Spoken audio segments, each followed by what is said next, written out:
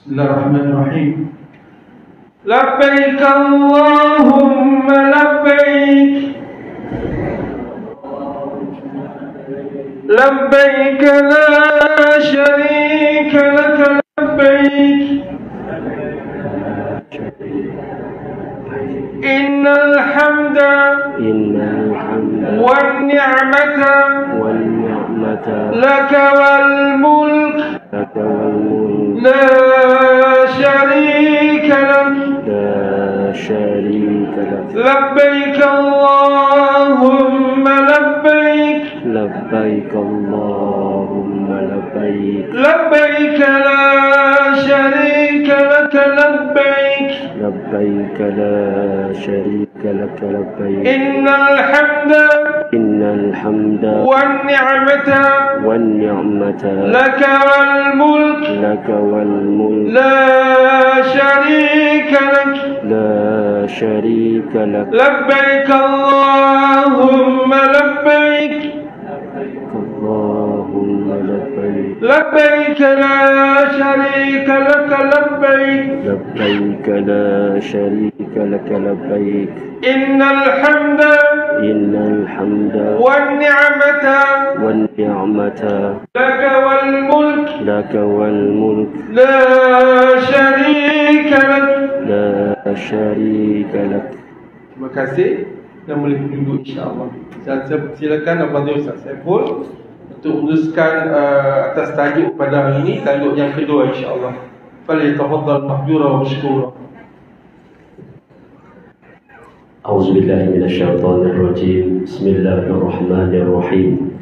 Assalamualaikum warahmatullahi wabarakatuh. Alhamdulillah wassalatu wassalamu ala Rasulillah wa ala alihi wa sahbihi ajma'in. Qala rabbi shrah li sadri wa yassir li amri wahlul 'uqdatam min lisani yafqahu qawli. Rabbi yassir wa la tu'assir ya karim. Amma ba'd. Wa qala Allah ta'ala fi kitabihil aziz ba'da a'udzu billahi minasy syaithanir rajim wa atimmul hajja wa umrata lillah. Shadaqallahul azim. Yang berbahagia Tuan Imam, Tuan Pengurusi serta ahli jurukuasa Masjid IPG Kampus Darul Aman, yang berbahagia Fadil Ustaz Naim, Ustaz Nizam dan Mutawif Tim Mahabbah Haramain, seterusnya tuan-tuan dan puan-puan, bakal-bakal tetamu Allah yang dikasihi sekalian. Alhamdulillah, pertama dan selamanya kita sentiasa merafakkan setinggi-tinggi kesyukuran kita kehadrat Allah. Dengan izin dan limpah kurnianya, Allah Subhanahu wa ta'ala masih memberi kesempatan, masih memberi kekuatan, masih memberi nikmat untuk kita berada di atas muka bumi Allah Subhanahu wa ta'ala ini. Dan jangan lupa sebenar Sayyidul Ayyam, penghulu segala hari ini, kita membanyakkan solawat kepada baginda Nabi sallallahu alaihi wasallam. Apa yang disebutkan oleh khatib tadi, innallaha wa malaikatahu yusalluna 'alan nabi ya ayyuhalladzina amanu sallu 'alaihi wa sallimu taslima. Mudah-mudahan kita akan bersama dengan baginda Nabi sallallahu alaihi wasallam dalam syurga nanti insya-Allah. Tuan-tuan, para haji dan hajah yang dikasihi sekalian, kita akan sambung tajuk kita, dan hari ini masuklah tajuk yang kedua. Dan hari ini insya-Allah kita akan terus berkongsi, dan kita mengharapkan kita mendapat sesuatu gambaran penjelasan berkenaan perjalanan haji itu. Disebut sebagai manasik haji. Itu yang kita harapkan. Dan insya-Allah sebagai peringatan lagi dan lagi, sebaik-baiknya jangan skip, jangan kita selang siri-siri kursus haji kita. Sekiranya tuan-tuan selang 1 minggu sahaja, 1 siri sahaja, sudah tentu tuan-tuan akan tertinggal tajuk poin penting yang kita bimbang. Tajuk dan poin tersebut sudah tentu tidak akan disentuh minggu-minggu yang akan datang. Jadi kita insya-Allah luangkan masa, kita boleh jemput dan ajak sahabat kawan-kawan kita untuk kita hadir, sebab kita ada baki 8 siri lagi sebelum kita praktikal insya-Allah. Okey, apa yang kita akan belajar hari ini? Apa yang kita akan kongsi pada hari ini? Objektif kita hikmah dan falsafah haji itu sendiri. Kemudian adab-adab sebelum menunaikan haji, tazkiyatun nafs dan sifat-sifat terpuji, sifat-sifat tercela. Kemudian syarat wajib haji dan umrah, pengenalan haji dan umrah, dan martabat haji. Ini yang kita akan kongsi pada hari ini. Dia mula masuk dah tajuk haji tu. Minggu lepas kita berkongsi tentang sejarah Mekah dan Madinah itu sendiri. Dan hari ini dia dah mula masuk tentang pelaksanaan ibadat haji itu. Dan tuan-tuan, apa yang kita akan kongsi? Talbiyah dan pengertiannya, hikmah dan falsafah haji, adab sebelum menunaikan haji dan umrah, penyucian jiwa, sifat terpuji dan tercela, menjauhi amalan syirik, khurafat dan juga bid'ah, pengertian haji dan umrah, dalil kewajipan haji dan kelebihan ibadah haji, pengertian haji mabrur dan panduannya, syarat wajib haji dan umrah, perbezaan antara rukun haji dan umrah, carta aliran mengerjakan haji. Ini yang kita akan sentuh sepanjang hari ini.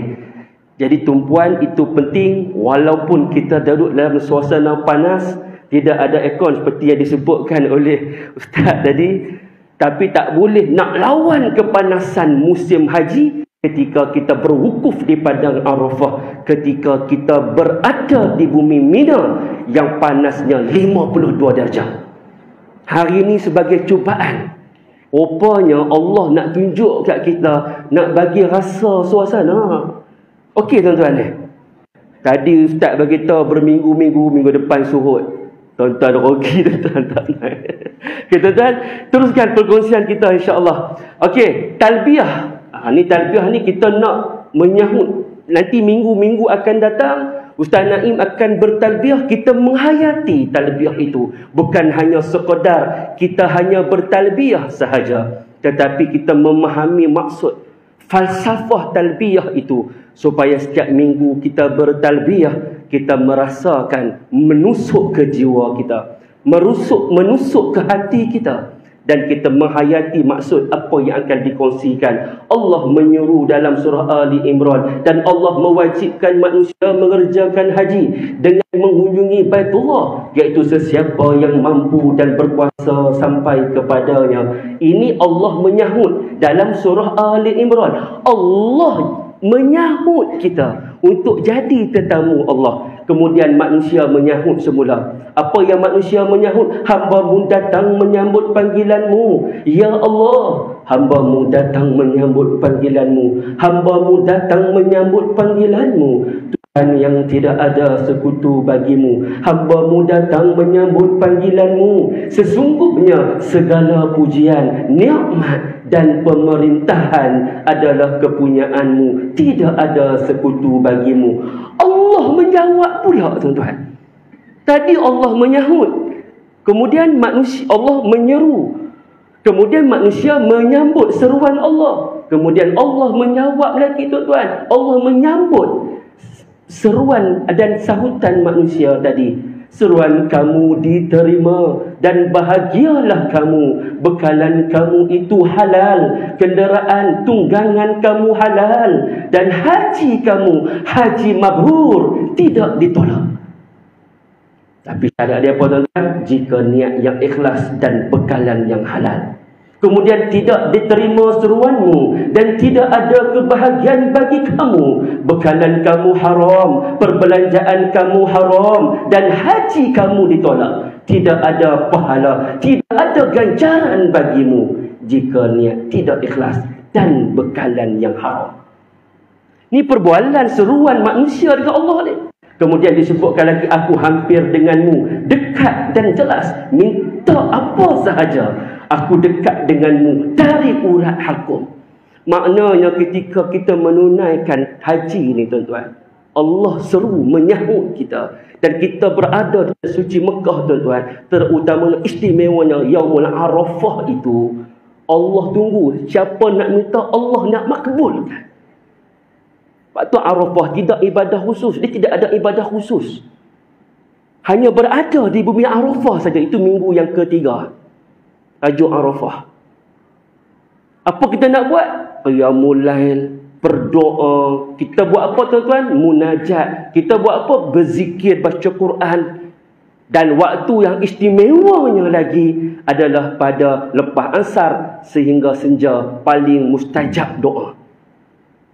Soalan saya, hari apakah paling terbaik dalam Islam?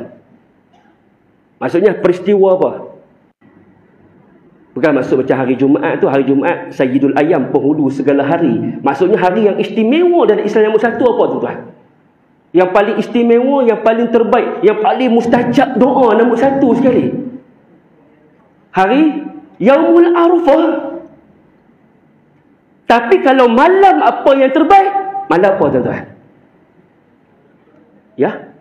Malam Lailatul Qadar sebelah sini. Malam Al-Qadar ke? Kami ikut sebelah sana.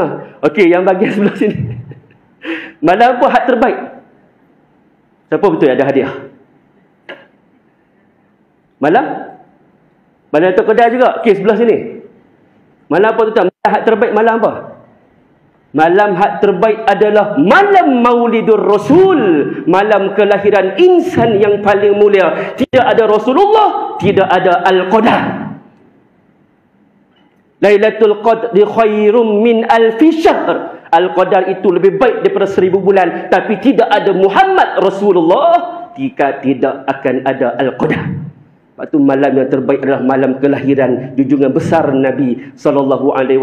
Untunglah kita menjadi umat Nabi Muhammad SAW. Jangan lupa sebenarnya hari Jumaat ini kita berselawat kepada Nabi SAW. Okey, tuan, teruskan. Hikmah falsafah haji, pengorbanan. Ini korban. Korban apa? Korban tak ada aircon. Korban. Korban apa? Sepatutnya hari cuti nak keluar pergi bawa anak-anak berjalan. Korban. Patutnya nak balik kampung, tak jadi balik kampung. Sebab apa? Sayang nak tinggal kursus haji ni. Korban. Kemudian tuan-tuan, pengampunan dosa. Kita banyak dosa kita dengan Allah. Tak sentuh tajuk ni kan? Tak kan? Okey, kemudian persamaan. Persamaan, tuan-tuan, persamaan. Semua pakai putih. Walaupun ada di kalangan kita yang berjawatan.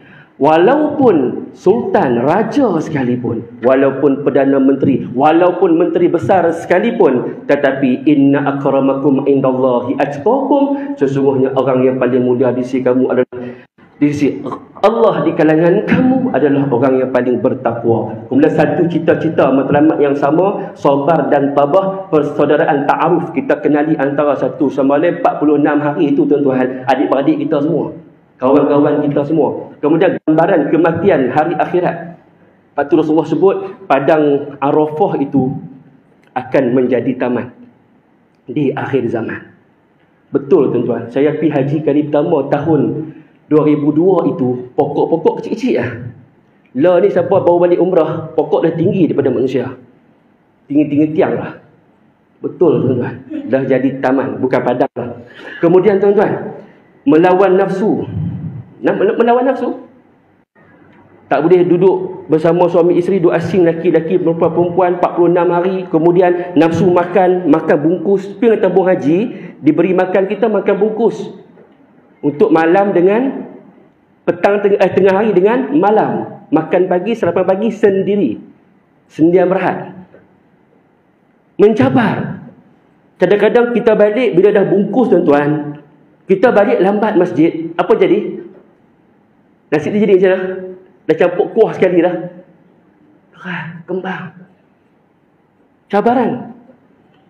Kemudian tuan-tuan, fadilat. Sudah tentulah ganjaran yang besar bagi kita yang menunaikan ibadah haji ini. Al-hajjul mabrur laisa lahul jaza illa jannah. Nanti akan datang dia sentuh. Kemudian mengabdikan diri kita kepada Allah. Okey. Peserta khusus tekun belajar. Ini contoh apa yang disebut oleh tabung haji. Di sini dia tunjuk gambar ni, peserta ada ambil papan reha, peserta ada buku tulis dan sedang menulis. Hadir kursus haji adalah bukti pengorbanan jihad untuk mempertikatkan ilmu. Ni hak kita nak buat sekarang ni. Tu ada yang ambil papan reha, ada yang tak ada buku nota lagi, bawa buku kosong, catat, tulis tuan-tuan.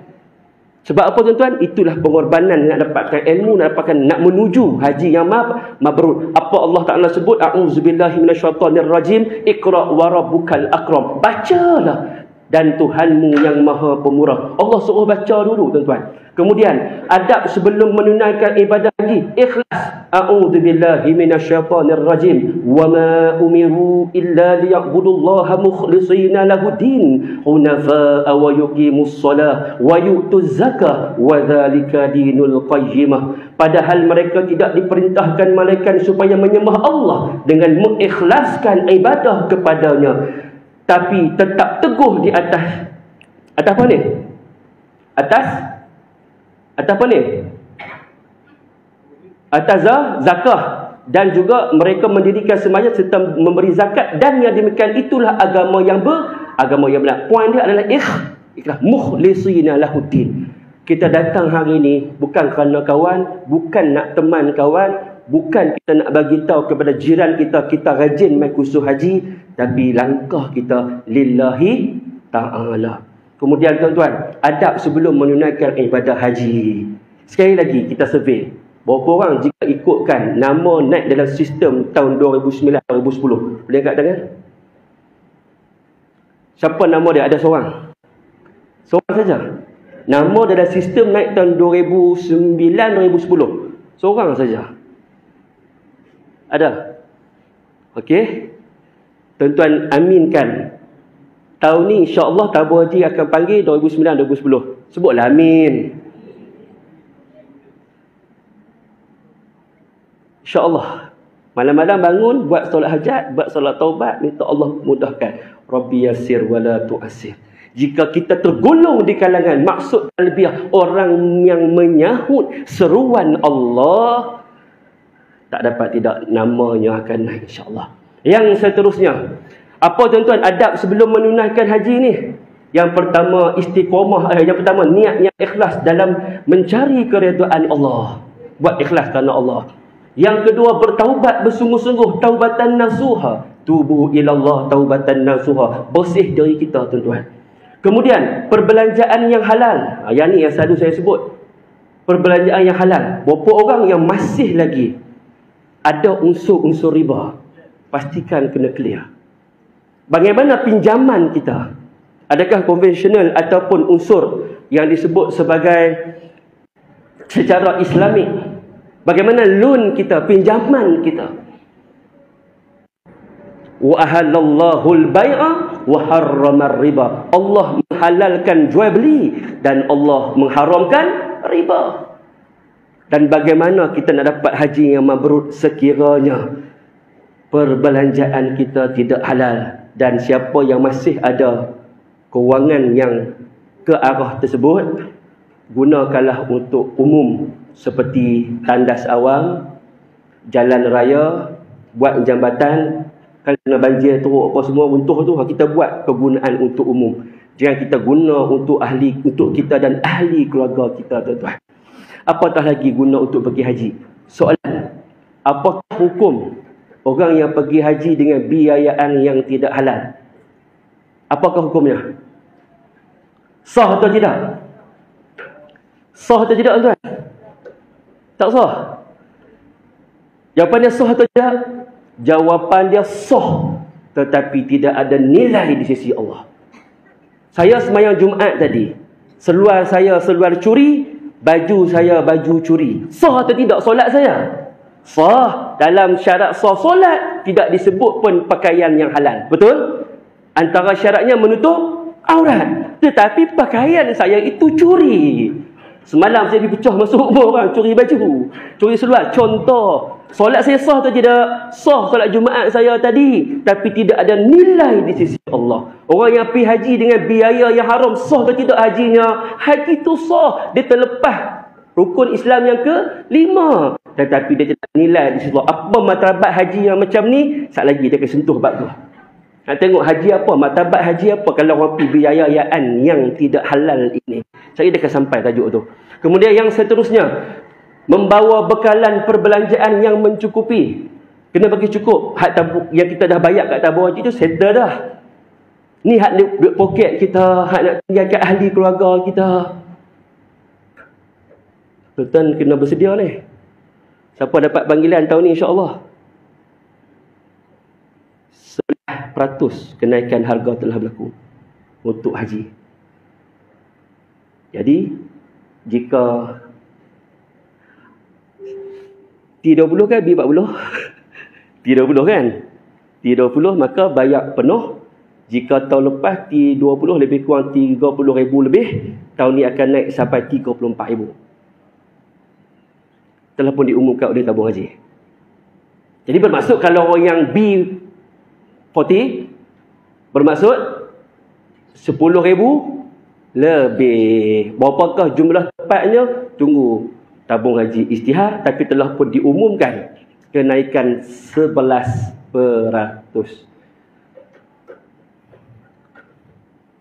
Boleh tuan? Okey. Yang seterusnya, mencari teman bertujuan saling ingat, mengingati dan membantu antara satu sama lain. Ini antara yang kita kena kenal di sini. Nanti bila dibuat kursus, nanti kita dah tahu dah siapa kawan kita. Nanti tabung haji akan buat kursus perdana. Biasanya di sini dewan apa Ustaz?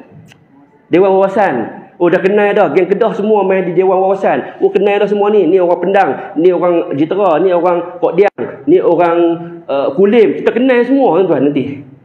Pergi kat sana 46 hari. Itulah saudara mara kita. Itulah rakan korek kita. Itulah sahabat baik kita. Tak ada orang lain lah. Sampai balik pun tak left grup WhatsApp tu. Buat perjumpaan, buat alumni. Ada kenuri kenara, ada sakit demam kematian. Semua kita umum dalam tu. Tuan-tuan, InsyaAllah minggu depan saya akan buat khusus haji. Anjuran tabung haji Guar Cempedak di Masjid Guar Cempedak. Apa yang dimaklumkan dalam mesyuarat baru ni, kawasan Guar Cempedak saja, InsyaAllah nama telah pun dikenal pasti siapa yang akan dipanggil. Seramai 280 orang lebih kawasan Yan, daerah Yan. Kami akan start minggu depan 27 hari bulan. Di sini pun akan start. Ada Ustaz Misbah semua terlibat sini, kawasan sini. Tuan-tuan, Masjid Syarifah Fatimah. Ustaz Misbah. Tuan-tuan, apa yang dimaklumkan 280 orang lebih daerah Yan sahaja, majoriti 60 tahun ke atas. Majoriti 60 tahun ke atas. Bermaksud bila umur berusia begitu, sebelum buat medical check up ni, bagi tahu kawan-kawan jiran-jiran yang tak main ni, yang mungkin dapat panggilan tahun ni, jagalah kesihatan daripada sekarang. Tidak rugi tuan-tuan. Sebab bila buat medical check up sebagai asbab dengan izin Allah, apa akan jadi tuan-tuan? Kita akan di-reject, ditolak. Sebab sangkut bila buat medical check up, termasuklah kecil manis, darah tinggi dan BMI. Jadi kena ready daripada sekarang tuan. Dekat ni. InsyaAllah siapa yang daftar tahun 2009-2010 yang dia rasa mungkin dia tak kena panggil kot, buatlah rayuan. Dan siapa buat rayuan, InsyaAllah dapat. Cuma kena bersedia. Siapa buat rayuan kena bayar penuh. Walaupun apa tadi? B40 tadi. Siapa yang dapat panggilan daripada tabung haji sahaja yang ada subsidi, yang dapat 10,000 lebih tu. Kecuali si isteri telah pun mohon dan dapat, maknanya dapat panggilan tabung haji tapi isteri bawah 24 tahun. Maka suami ada potensi dan memang insya-Allah akan dapat menjadi mahram, teman bagi isteri. Dan suami nak kena bayar berapa? Sebab suami buat rayuan untuk teman isteri. Suami bayar ikut harga isteri. Oleh kerana isteri yang dapat tawaran tabung haji tak cukup syarat. Apa syaratnya? Perlukan mahram. Sebab si isteri itu berusia 24 tahun ke bawah, maka wajib kena ada mahram. Buat rayuan suami. Nak bagi lepas syarat, maka suami bila dapat rayuan tersebut, memang insya-Allah akan dapat. Maka bayaran untuk suami itu ikut harga isteri 10,000 lebih tu. Tetapi jika suami pergi buat rayuan, suami dapat. Dia tahun 2013 pergi buat rayuan, tiba-tiba dapat dengan izin Allah. Mana nak beritahu? Contoh ni contoh, ada rezeki dia dapat. Dia kena bayar berapa? 30. Tiba-tiba isteri nak pergi sekali, pergi buat rayuan untuk isteri. Isteri dapat berapa? 30 juga. Sebab rayuan untuk teman yang suami yang rayuan. Clear tuan-tuan ni? Okey? Boleh noh? Payah noh kita nak kena tunggu giliran apa semua. Jom pilih kami 60,000 je. Okey. Habis selesai masalah. Okey tuan-tuan. Yang seterusnya, banyakkan doa, zikir dalam kehidupan harian. Sebab tu saya selalu sebut, gunakan jari kita ni zikir. Subhanallah, subhanallah, subhanallah, subhanallah, subhanallah, subhanallah, subhanallah, subhanallah. Guna jari kita. Alhamdulillah, alhamdulillah, alhamdulillah, alhamdulillah, alhamdulillah, alhamdulillah. Allahu akbar, Allahu akbar, Allahu akbar. Allah jadikan jari kita ni cantik dah. Ada ruas-ruas jari ni. Satu jari ada 3 ruas. Satu pusingan ni berapa? 15, 2 pusingan, 30. Hak last ni ulang 2 kali, 33 kali. Ulang 3 kali, 99 kali. Tambah kita tu cukup 100. Hari ni kita nak selawat 1000. Berapa kali nak buat? Buat kiraan tadi. Guna jari ni. Jari ni akan jadi saksi. Ya Allah, Tuhan aku telah menggunakan aku untuk ingat kepadamu. Tuhan aku telah menggunakan aku untuk ingat kepada kekasihmu. Salawat kepada Nabi. Guna jari. Mungkin ada pensyarah di sini yang mengajak di IPDA ni. IPG Darul Aman ni. Kadang-kadang anak murid kita macam-macam. Jadi dengan kita duk zikir, Ya Latif, Ya Latif, Ya Latif, Ya Latif, Ya Latif, Ya Latif, Ya Latif, Ya Latif, Ya Latif, Ya Latif, Ya Latif, Ya Latif, Ya Latif, Ya Latif, Ya Latif, Ya Latif, Ya Latif. Allah Ya Latifun ba'ibadihi yarzuqu man yasha' wa huwal qawiyyul aziz. Tiup tangan kita. Kita pi sambil-sambil jalan kat belakang pajak buat tengok dia, tiup kat ubun-ubun dia. InsyaAllah tuan-tuan. Sebab kita dah jadi amalan dalam hati kita. Bila keluar, dia jadi syifa. Dia jadi ubat. Wa nunazzilu minal Qur'ani ma huwa syifa. Dia jadi syifa, jadi ubat. Itu contoh. Tu saya tadi ada satu, lepas saya buat pagi tadi kursus haji di Masjid Pologhim. Siri yang last, sebelum last, minggu depan praktikal. Pagi tadi di Masjid Pologhim Syartani, tajuk last. Kemudian habis tu ada jemaah minta pergi rumah dia belakang masjid tu buat rawatan anak dia. Jadi antara untuk anak yang masalah ni tuan-tuan, baca Ya Latif 21 kali. Ya Latif, Ya Latif. Kuatkan jari. Tiup tapak tangan kita. Bila anak tidur, tiup ubun-ubun dia. Dan tiup dalam hidung dia ketika dia tarik nafas tengah tidur. Itu kalau untuk anak-anak. InsyaAllah tak sedap lah anak tu. Dan tiup tu tiup hembusan yang lembut. Sampai habis nafas. Tetapi macam tu, terkejut dia. Satu. Yang kedua, jika suami bermasalah. Contoh, suami tak mau balik rumah. Tuan-tuan boleh juga buat. Tuan-tuan buat, gandakan. Sebab suami ataupun isteri degil, suami pun degil. Contoh, tuan-tuan boleh juga buat, gandakan 121 kali. Ya Latif, Ya Latif, Ya Latif, Ya Latif, Ya Latif, Ya Latif, Ya Latif, Ya Latif, Ya Latif, Ya Latif, Ya Latif, Ya Latif, Ya Latif, Ya Latif. Bilang bagi cukup satu kali, baca pelan-pelan lah. Tetapi duduk bilik sebelah baca kuat-kuat kan. Lepas tu tuan-tuan tiup di ubun-ubun dan tiup di hidung ketika sedut nafas. Sekali lagi yang main ni, yang hadir hari ni suami isteri, malam ni tak tidur. Bakat lawan nak buat. Ada tak suami isteri main ni? Tak jadi, malam esok duk tunggu, malam lusa duk tunggu tengok, hai suami pasal apa tengok lewat malam ni. Suami nak tiup, isteri nak tiup. Yang suami dah awal lah, isteri tidur lewat, selalu tidur awal. Pakat-pakat nak tiup. Tunggu dulu, biar seminggu dulu, jangan lupa sikit kan. Okey tuan-tuan, tuan-tuan dengar. Saya kongsi ni, saya selaku perawat, tuan-tuan amal lah tuan-tuan. Yakinlah dengan izin Allah. Ala bidzikrillah tatma'innul qulub. Ketahui dengan zikir Allah, hati menjadi tenang. Yang seterusnya membuat wasiat. Ni sunat tuan-tuan, buat wasiat ketika kita musafir. Sebab tak tahu kita balik ataupun tidak. Yang seterusnya memohon memberi kemaafan serta berlapang dada dengan semua orang. Minta maaf kepada ibu, kepada ayah, suami, isteri, anak, jiran kita, pak saudara kita. Minta maaf nak pergi haji, tak tahu nak balik bila ni. Kemudian tuan-tuan menyuci hati dengan sifat mahmudah terpuji dan istiqamah bersungguh-sungguh mempelajari kafiat mengerjakan haji dan umrah. Pagi tadi saya tanya di Pengeluhim, siapa ikut khusus baru tahun ni? Ramai angkat tangan. Siapa 2 tahun? Ramai angkat tangan. Siapa 5 tahun? Ada angkat tangan. Okey, siapa paling lama? 10 tahun dah ada? Ada seorang angkat tangan, makcik tu. Ada lagi dah paling lebih daripada tu? Ada seorang angkat tangan. 11 tahun. Saya tanya, dalam sistem naik nama bila? Tak tahu. 11 tahun ikut khusus. Siapa yang kali pertama main khusus? Kali kedua ataupun tahun pertama lah. Ini tahun pertama, tahun kedua lah maksudnya. Ni kali tahun kedua lah. Dapat pi COVID bila mohon semula, automatik kena bayar penuh sebab dia kira tahun baru. Yang ni tak boleh buat apa, tak payah. Itu pengurusan tabung haji. Siapa yang dapat panggilan musim COVID, tiba-tiba dia dapat dah, potong duit dah. Ni ada satu jemaah jumpa saya baru ni, potong duit dah. Di Pakat Rang baru ni, mai jumpa salam, teriak menangis.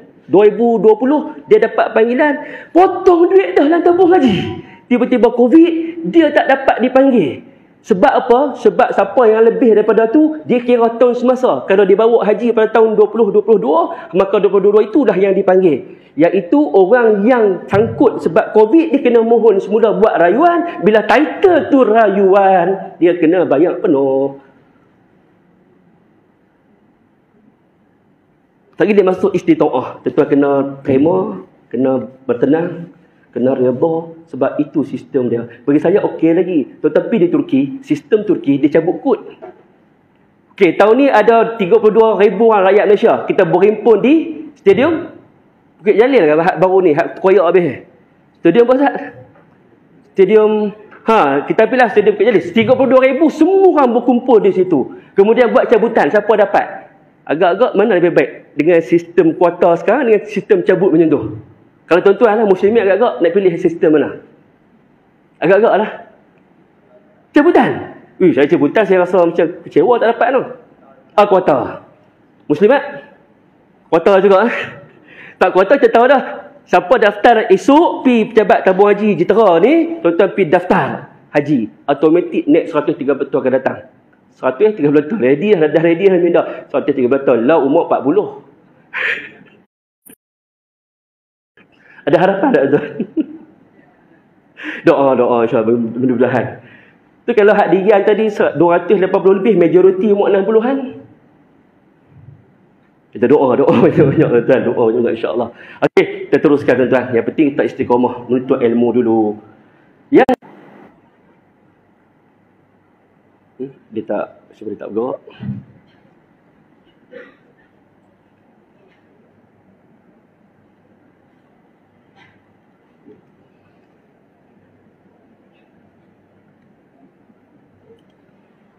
Okey. Tazkiyatun nafs. Yang pertama tuan-tuan, akidah yang jelas serta sahih serta pelaksanaan syariat yang tepat. Akidah dalam tauhid kita di Malaysia, akidah ahli sunnah wal jamaah. Kalau tauhid kita berpegang kepada siapa? Abu Mansur Al-Maturidi. Itu akidah pegangan kita. Jika fiqh kita tuan-tuan, Imam Asy-Syafi'i. Dan jika tasawuf kita tuan-tuan, Syekh Junaid Al-Baghdadi. Itu yang kita pegang dalam manhaj akidah ahli sunnah wal jamaah yang kita pegang. Yang kedua, menguasai ilmu dan kefahaman Islam. Nak pergi haji kena ada ilmu. Kemudian yang seterusnya, yang ketiga, tunaikan solat fardu 5 waktu. Bukan sekadar solat awal waktu, solat penuh khusyuk. Inna solata tanha anil fahsya'i wal munkar. Sesungguhnya solat itu mencegah seseorang daripada perbuatan keji dan munkar. Itu kita nak kualiti solat. Bila kita solat tuan-tuan, kita rasa apa tuan-tuan? Kita rasa dekat dengan Allah. Dan bila kita nak buat sesuatu dosa, kemungkaran, maksiat, kita rasa bersalah bila kita nak buat. Itu adalah orang yang solat yang ada kualiti di sisi Allah. Kemudian yang seterusnya, elakkan gurau. 4, amalkan tuntutan sunat seperti qiyamul lail, solat sunat taubat. Kalau siapa nak pergi umrah bulan 10 ni? Ada tak? Ada bulan 10. Bulan 11? Ada. Bulan 12? Ada. Bulan 1? Bulan 2? Cuti sekolah 2? Bulan Ramadan? Tak ada. Okey tuan-tuan, siapa yang nak pergi dah bulan 10, bulan 11, bulan 12 ni, kita kena bangun malam buat solat taubat kita kepada Allah. Buat solat hajat kita. Belum tentu apa yang akan berlaku. Lagi tak jejak kaki di tanah suci. Lagi tak jejak kaki balik ke tanah air. Belum tentu apa yang akan berlaku. Lah tengah heboh di Mekah. Kita tahu tak apa yang tengah heboh sekarang? Apa yang tengah heboh sekarang ni? Ni info-info terkini kami nak kongsi dengan tuan. Apa yang tengah heboh sekarang ni?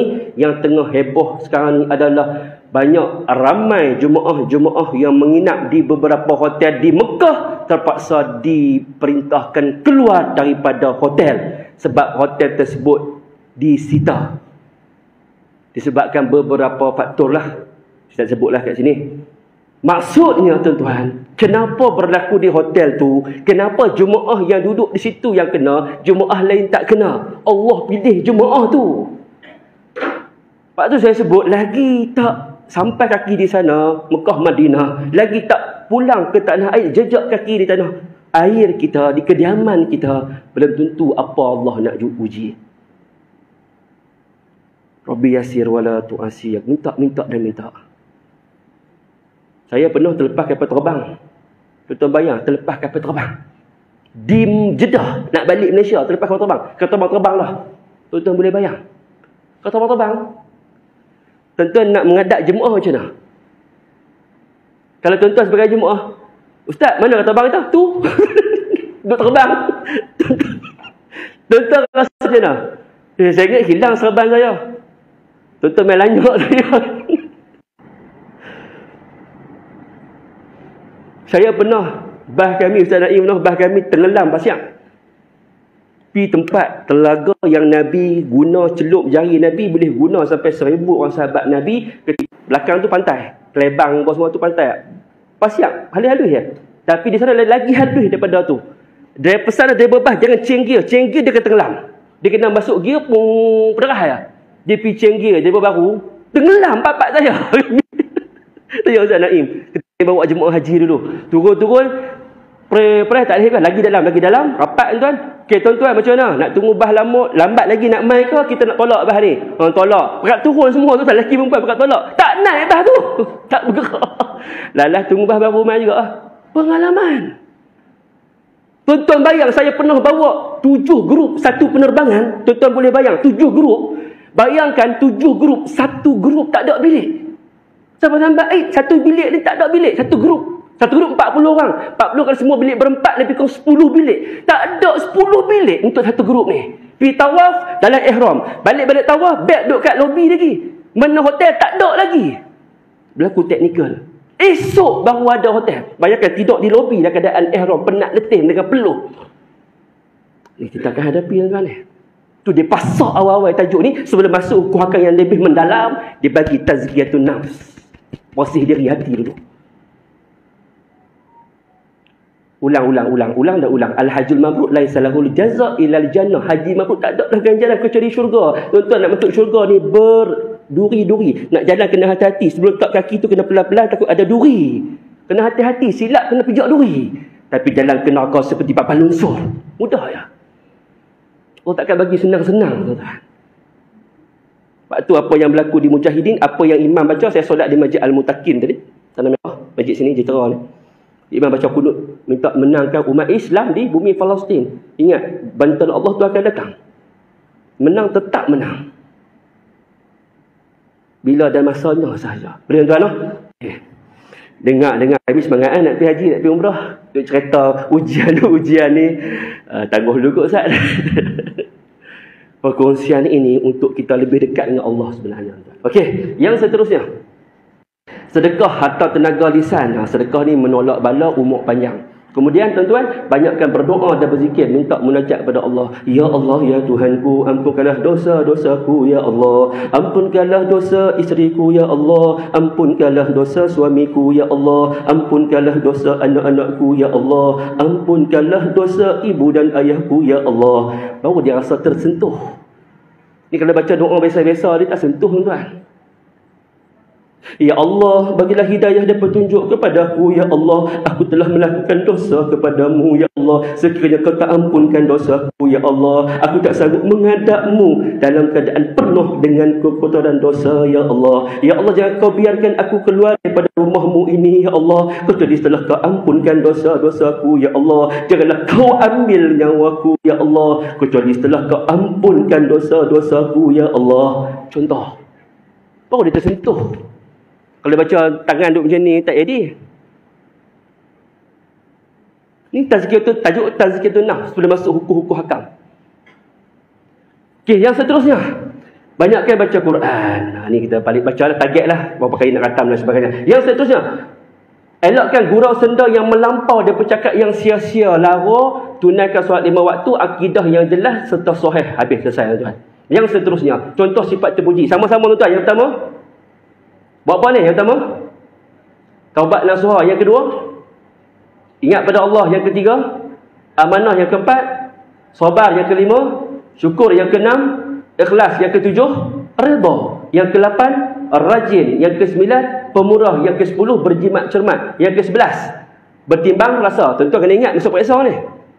Nanti sebut-sebut minggu depan kurang lah. Tadi saya gempak pagi tadi. Saya kata hari ni tajuk last, minggu depan praktikal. Nanti main praktikal, kami panggil seorang-seorang. Pakat duduk tunduk, duduk gelak. Panggil lagu tu tak main dah. Sebab maksud saya, supaya kita sebut, kita ingat. Kita ingat. Okey, bertimbang rasa. Yang ke-12, penyayang, pemaaf. Yang ke-13, tolong menolong. Yang ke-14, menepati janji. Yang ke-15, bertanggungjawab. Yang ke-16, berjihad, berdikari. Kemudian istiqamah, sentiasa bercakap benar, sentiasa jaga kebersihan dan lembut. Ini apa, tuan-tuan? Sifat mahmudah yang terpuji, yang kita nak pasak, nak masukkan dalam hati-hati kita. Yang seterusnya, contoh sifat tercela. Dia buat yang negatif ni. Mazmumah ni sifat yang tercela. Apa, tuan-tuan? Yang pertama, melupakan Allah. Dia ghalib, dia lalai, dia tak zikir pada Allah. Yang kedua, melupakan Nabi. Dia tak selawat pada Nabi, tapi dia nak Nabi, dia nak syafaat Nabi. Yang ketiga, mencaci sahabat. Dia tuduh, dia fitnah sahabat dan sebagainya. Kemudian, sahabat ni sahabat siapa, tuan? Sahabat, bila sebut sahabat ni Rasulullah, sahabat Rasulullah. Apa makna sahabat? Orang yang hidup di zaman Rasulullah, yang sempat melihat wajah Rasulullah, yang beriman dengan Rasulullah. Itu makna sahabat. Abu Lahab, Abu Jahal tengok Rasulullah tak? Tengok, tapi beriman atau tidak? Tidak. Bahkan nak bunuh Nabi. Itu bukan nama sahabat. Sahabat ni orang yang hidup zaman Nabi, tapi mengikut sunnah Nabi, beriman dengan Nabi. Kemudian yang seterusnya, terlalu cinta dunia, hubbun dunia, penting diri sendiri, pemarah, takabur, sombong, riak, ujub, membazir, boros, pembohong, bertelagah, mengumpat, mencela, memaki, menipu, kedekut, pengotor, hasad, dengki, khianat, berdendam, perbuatan, perkataan yang lara, sia-sia, buruk sangka. Ini adalah sifat mazmumah. Kita kena delete. Tuan-tuan, balik sekejap lagi. Saya nak buat game, tapi masa tak dan. Nak buat game, tuan-tuan buat kumpulan anak-anak. Okey, senaraikan sifat mahmudah yang terpuji. Dia tulis kertas A4, bagi dua garis tengah-tengah tu, hak sebelah kanan sifat mahmudah, sebelah kiri sifat mazmumah yang tercela. Okey, anak-anak senaraikan, buat kat anak-anak, senaraikan sifat terpuji, pemurah, pemaaf, apa semualah. Yang sebelah kanan tu pula, yang sebelah lagi sifat mumah, buang dan tusabah atau membakar. Kita nak bagi, kita jangan bagi ada dan bagi kita ni. Yang ni yang kita nak cuba buat dalam kehidupan sehari-hari sebelum kita jadi tetamu Allah. Tuan-tuan, semalam saya buat habis ceramah, habis khusus. Semalam buat khusus haji semalam. Khusus haji di Masjid Bakar Arang. Iaitu baru siri yang ketiga. Pagi tadi di Masjid Pengeluhim. Hari ni di sini. Hari Ahad nanti di Teluk Kumak, Penang. Okey, tuan-tuan. Semalam selepas buat rawatan, Selepas saya buat kursus haji, balik main di pejabat saya di Sungai Petani tu, saya duduk Sungai Petani, buat rawatan. Pesakit tu main daripada Jitera, pergi Sungai Petani. Main suami isteri apa semualah. Bila main buat rawatan, dia ingatkan ada jin. Cek-cek bukan jin pun. Rupanya masalah lain. Jadi dia kena buat lain lah. Jadi poin saya apa dia tuan-tuan? Poin dia adalah bukan semua tu jin. Ada orang yang dia sangka sakit ni semua jin. Sakit ni semua jin. Dan kita ucapkan takziah kepada sahabat kita, mutawif kami, pada minggu lepas hadis khusus haji di sini, saya pederah pergi dengan sahabat kami di Pida buat rawatan. Lepas pergi di sana buat rawatan tuan-tuan, Allah uji, baru usia 30-an, dia ada kecil manis yang teruk sampai potong 3 jari dan sebagainya lah. Allah uji dan akhirnya masuk ICU dan meninggal dunia. Yang ni tidak ada unsur-unsur gangguan. Dia sakit tu sakit fizikal. Ni contoh-contoh. Jadi apa yang saya nak beritahu kat sini, kita cuba amalkan sifat-sifat mahmudah yang terpuji, kita buang sifat mazmumah, maka kita akan dapat ketenangan. Bila kita dapat ketenangan, kita dapat bezakan ini emosi kita ke, ini adalah something, benda lain masuk dalam diri kita. Clear tuan-tuan? Kalau saya nak cek sekarang ni, jenuh melompat lagi. Saya pergi cek sekarang ni. Okey, teruskan tuan-tuan. Okey, menjauhi amalan syirik, khurafat dan bid'ah. Ni kita dah clear dah, bersih diri, buang hak mazmumah, ambil hak mahmudah yang terpuji. Ni satu lagi, silibus tabung haji. Kenapa tabung haji bawa silibus ni? Kenapa dalam silibus tabung haji dimasukkan tajuk ni? Apa tuan-tuan? Menjauhi amalan syirik, khurafat dan bid'ah. Sebab berlaku ni. Apa tuan-tuan? Yang pertama, mengambil kelambu Kaabah. Buat apa ambil kelambu Kaabah? Bertujuan sebagai pelaris jualan, menganggap ia satu keberkatan. Waktu kata tuan pergi haji, Kaabah ni tuan-tuan, dia ada kelambu dia. Kemudian, bila musim haji, kelambu tu digulung, diangkat naik tinggi, separuh. Tahu tak sebab apa? Orang duk lompat, pergi gunting. Dia ambil nak bawa balik. Dia nak buat apa tuan-tuan? Dia nak buat pelaris. Dia letak dalam bekas hak jualan, hak duit. Dia tu kan ada apa besen Tupperware duit tu. Dibuh dalam tu, buat ibuh duit. Kalau tuan-tuan nak untuk buat frame, boleh. Kami bawa balik tu Ustaz. Kami bawa balik sekeping besar Quran dibuka. Buka 2. Quran tu dibuka 2, besar tu. Dibalut elok tuan-tuan, buka-buka Allah, bau kasturi tuan-tuan. Tuan-tuan tahu tak harga dia berapa sekeping tu? Harga dia berapa? 15,000. Tu hak original. Nak tahu original, dia ada tulis tarikh, dicetak, ditenun kelambu Kaabah. Kelambu Kaabah tu ditenun.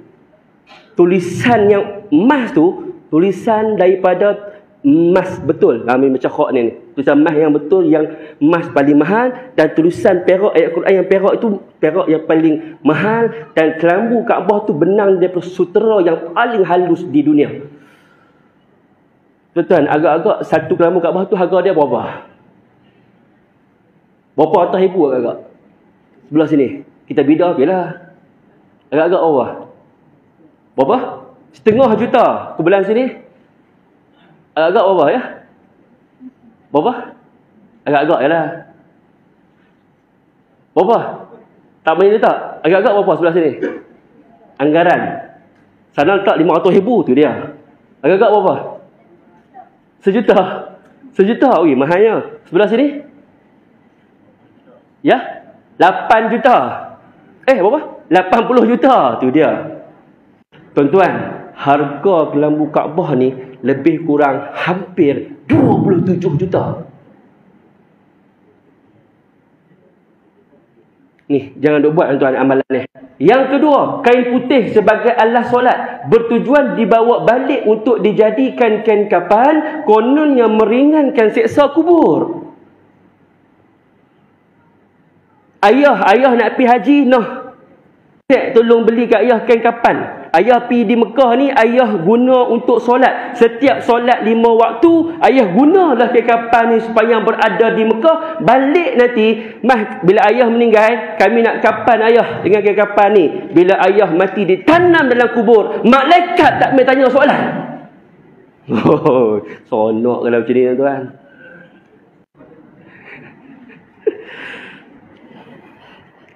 Yang seterusnya, peluk tiang jin di Masjidil Haram bertujuan melanjutkan umur, meminta kaya. Ni kenapa tabung haji masuk? Orang dulu dia pergi Mekah, dia buat apa? Dia buat pergi balik toyol. Tanya Ustaz Naim. Ustaz Naim duduk Mekah dulu. Tapi bukanlah Ustaz Naim ni jual toyol dah. Di Mekah dulu orang pergi cari tiang jin. Tak mana tiang jin? Orang duk tanya. Lah siapa tanya? Saya tahu, wallahu a'lam, tak mau cerita. Duk pergi ambil toyol dekat sana tuan-tuan. Kalau tuan-tuan nak pergi jin, jom kita pergi masjid jin. Belakang Masjidil Haram ada satu masjid. Masjid macam ni, besar macam ni. Dia tulis tembok dia, Masjidul Jin. Itu masjid jin betul. Ketika Nabi SAW nak dakwah kepada jin, ada sahabat Nabi datang. Nabi sebut, kamu tunggu di sini. Nabi baca ayat kursi. Nabi sambil tarik dengan kayu, dengan pasir, pada pasir. Nabi buat satu bulatan. Dan Nabi sebut, kamu duduk dalam bulatan ini. Jangan keluar daripada bulatan ini. Aku nak naik dakwah jin. Lepas Nabi Islamkan jin, berjaya mengislamkan jin, Nabi turun. Nabi tanya sahabat, apa kamu rasa tadi? Ada gangguan tak? Ya, ketika kamu ya Rasulullah naik dakwah jin tadi, jin-jin turun nak masuk, nak hasut kami. Tapi tak boleh masuk sebab ada pagar. Itu dia panggil pagar ayat kursi. Yang tu siapa nak ijazah, sehari habis kursus bawa saya pergi nasi Arab. Tak mau ayam, kambing. Hak tu dia punya pengerah dia. Tak ada dah pulut-pulut kuning. Zaman lah tak ada pulut kuning dah, nasi Arab. Pengerah dia. Okey. Yang seterusnya, bergantung di kelambu Kaabah. Tujuan apa? Bertujuan memohon hajat. Dia dapat pegang Kaabah, doanya macam ni. Letakkan dua belah tangan di dinding Kaabah dan pipi kita melekat di Kaabah sambil berdoa, ya Allah, ampun dosaku, ya Allah, ampunlah ya Allah, ampunlah ya Allah. Berdoa begitu. Tapi tujuan dia, dia pergi pegang Kaabah tu, dia minta dekat Kaabah. Syirik tuan-tuan, syirik terus. Bila syirik, tuan-tuan nak buat haji macam mana? Bila syirik, solat kita tak terpakai dah. Haji kita pun tak terpakai tu. Yang seterusnya, meletakkan duit di bawah kelambu Kaabah. Bertujuan selepas tawaf, duit tersebut diambil balik untuk dijadikan ibu duit sebagai pelaris. Dipikat dinding Kaabah, dia ambil duit shilling tu, dia pergi letak bawah kelambu Kaabah ke, dia pergi sapu-sapu di Kaabah, dia buat balik. Yang tu dia buat ibu duit. Kononnya pelaris. Tuan-tuan, antara yang kita boleh amal adalah bacalah ayat-ayat seperti ayat 1000 dinar. Lagi contoh, baca surah Al-Waqi'ah. Lagi solat sunat duha dan banyakkan sedekah. Itu sebenarnya salah satu lagi murah rezeki. Itu antara yang kita boleh buat tuan-tuan. Okey, yang seterusnya, menjauhi amalan syirik, khurafat dan bid'ah ketika merangkat ke tanah suci. Ditulis kertas kalimah syahadah, ditinggalkan la ilaha illallah pada keluarga dan Muhammad Rasulullah dibawa ke tanah suci. Bertujuan supaya jemaah haji tidak meninggal dunia di tanah suci. Dia ambil atas, dia tulis la ilaha illallah. Satu lagi dia tulis Muhammadur Rasulullah. Dia koyak dua. Yang la ilaha illallah ditinggalkan kepada ahli keluarga dia. Patah yang Muhammad Rasulullah tu dibawa supaya dia tak mati kat Mekah. Tuan-tuan, kita ni kadang-kadang nak mati di Mekah. Siapa yang mampu untuk usaha mati di Mekah, saya cerita dah minggu lepas kan, maka usahalah mati di Mekah. Nabi akan bagi syafaat. Dia tak mau mati di Mekah, tak apalah kalau tak mau mati pun. Pergi buat pula kepercayaan seperti tadi. Tuan-tuan kena hati-hati. Kalau kita nak jumpa perawat dan sebagainya, kalau nak bagi kertas-kertas amalan, suruh lipat-lipat, pelekat kat dinding rumah apa, jangan nak buat. Okay, tuan-tuan? Yang seterusnya, memakai tangkal dan azimat bertujuan untuk menjauh bala dan mengharapkan selamat. Mai jumpa saya, Ustaz boleh tak buat tangkal dekat saya? Saya pun tulis-tulis buat tangkal, buat rantai dia pakai. Pasal apa pakai tangkal ni? Pergi kat Mekah tu selamat, balik mai selamat. Tuan-tuan, siapa yang mempercayai pertangkal tadi, syirik. Maksud saya tak galakkan tuan-tuan, bila main buat rawatan, kita bagi tulis ayat-ayat apa-apa, lipat-lipat boleh dompet. Dah lah dompet tubuh kat belakang punggung. Kita menghina ayat Quran. Lepas tu sanggup satu hari dia nak pergi kerja, naik tol Langgak ni. Naik tol Citra ni, Darul Aman ni nak pergi kerja di belah Gurun tu contohnya. Petronas Gurun contoh. Dia naik tol, Allah, isteri telefon, dompet tertinggal. Bukan dompet tertinggal, kertas tu tertinggal. Dia tengok dah dompet dia, ketika dia nak touch and go tu dia buka, mana kertas azimat semalam, tangkal semalam. Allah tertinggal di atas almari telefon isteri. Ada tak? Ada. Dia sanggup patah balik, U-turn balik. Tak malam-malam beli U-turn walaupun dia tamprin. Paskat kerja tu lambat sebab dia mempercayai pertangkal tersebut. Itu hukum dia syirik. Ni kita nak kena bagi sungguh-sungguh tuan-tuan memahami maksud ini sebelum kita nak pergi menghadap Allah ni. Di sini kena tinggal lah. Jika ada lah tuan-tuan. Okey, yang seterusnya. Memanggil bomoh untuk menolak bala di rumah bertujuan percaya bomoh untuk memulakan perjalanan, membawa air 7 telaga untuk dibawa tawaf untuk dijadikan ubat. Kita nak pergi haji panggil siapa? Tok Imam baca doa, Tok Bilal azan. Lepas tu Tok Imam baca doa selamat. Dia tak panggil Tok Bomoh mai. Puh kiri bukan. Pengijazahan haji, hak ni hak paling best. Bertujuan mendapatkan sijil daripada Syekh di Mekah yang mengesahkan hajinya dan menukar nama. Siapa yang pi haji dengan saya akan bawa tuan-tuan pi jumpa Syekh. Syekh itulah yang akan menghajikan tuan-tuan, mengijazahkan tuan-tuan dapat haji. Tuan-tuan kata ada ke ni? Kata ada. Ni silibus tabung haji ni. Berlaku tuan-tuan. Berlaku dalam masyarakat kita. Sebab itulah saya cukup tekan sungguh-sungguh dalam konteks rawatan Islam di Malaysia ni. Kalau tuan-tuan sakit macam mana pun, pilih betul-betul. Kadang-kadang ditulis itu pusat rawatan Islam, tapi kaedahnya bercanggah.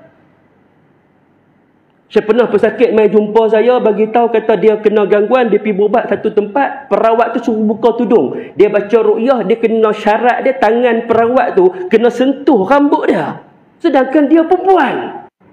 Yang kami ni, hak perawat Islam betul-betul hak kita bawa dalam masyarakat, gunakan konsep dakwah, platform rawatan Islam tu untuk dakwah, pakai sarung tangan, nak sentuh pun minta izin dulu. Kalau dia pakai lebih kurang, minta maaf tuan, hajah, puan, boleh tak pakai ketelkung? Kita sediakan telkung, pakai ketelkung. Ataupun tutup kaki dia dengan kain. Ni dah suruh buka pula tudung, nak baca ruqyah, tapi pergi pegang kepala direct rambut. Ni saya pernah jumpa pesakit. Dan saya juga pernah jumpa bagaimana satu orang pesakit, dia dah sakit lama tak sembuh, akhirnya orang syorkan kepada dia, pergi siam lah, dah pergi jumpa ustaz tak lega, tok guru tak lega, pergi tok bomoh Malaysia tak lega, lah pergi di siam lah, jumpa siam di sana, buat rawatan di sana. Tuan-tuan, pergi di sana tuan-tuan, dia ambil siam tu, betul-betul siam, sami siam tu, pergi di rumah dia di Sungai Petani. Siam tu bawa colok, abu colok tu, pergi tabuk kali rumah dia buat pagang. Mai jumpa saya sebelum buat rawatan tu setengah jam, kita terpaksa perbetulkan balik tuan-tuan. Menangis dia tuan-tuan. Kita minta dia buat solat taubat apa semua, baru kita buat sesi rawatan. Lepas tu Allah izin lega. Tuan-tuan, boleh rosak akidah. Siapa kuku panjang? Cuba tengok siapa kuku panjang. Cuba tengok siapa kuku panjang. Hari ni hari Jumaat, patutnya kita kat kuku dah. Cuba tengok masing-masing siapa kuku dia panjang. Ini antara ciri-ciri orang yang bela santau. Ada tak? Tak ada. Maksud panjang ni, panjang sungguh-sungguh dah 10 jari. Orang yang bela santau, dia akan ambil bahan santau. Orang lagi pekat balik buat pula. Antaranya tuan-tuan, dia guna apa? Antaranya dia menggunakan biang buluh, lampu kalimatang ni dia hancurkan, dia guna hempedu katak puru. Kalau nak bagi gila, minta maaf saya sebut, dia guna darah haid wanita dan juga benda-benda yang beracun yang lain, yang miang yang lain dimasuk, diadunkan. Bahan tu banyak ni je, tapi dia akan cukup 40 hari dia kembang. Bela santau tadi, sekiranya dia tak celup tangan dia dalam tu dan pergi lepas kepada orang, maka santau tu akan makan diri dia. Maka sebab tu disebut ciri-ciri orang santau, kuku dia panjang. Hanya adalah kedai-kedai makan lah, selalu tempat orang berkumpul. Kata guru kami pakar santau, sekali dia jentik satu jari boleh kena 50 orang. Bayangkan kalau 10, kalau 5 jari. Tu contoh. Jangan bagi ada, tuan-tuan. Kalau kita buat amalan, saya pernah satu lagi jumpa dengan satu orang perawat, orang lama, orang senior lah, orang lama. Perawat ni dia memang dia buat rawatan. Lepas tu bila mai musim haji, setiap pesakit dia suruh mai kat saya. Dapat maklumat daripada mana, tuan? Orang sekian bagi tahu. Oh, saya tahu tu perawat tu. 2-3 hari mai kat pesakit. Tuan dapat maklumat daripada mana? Facebook ke mana-mana ke?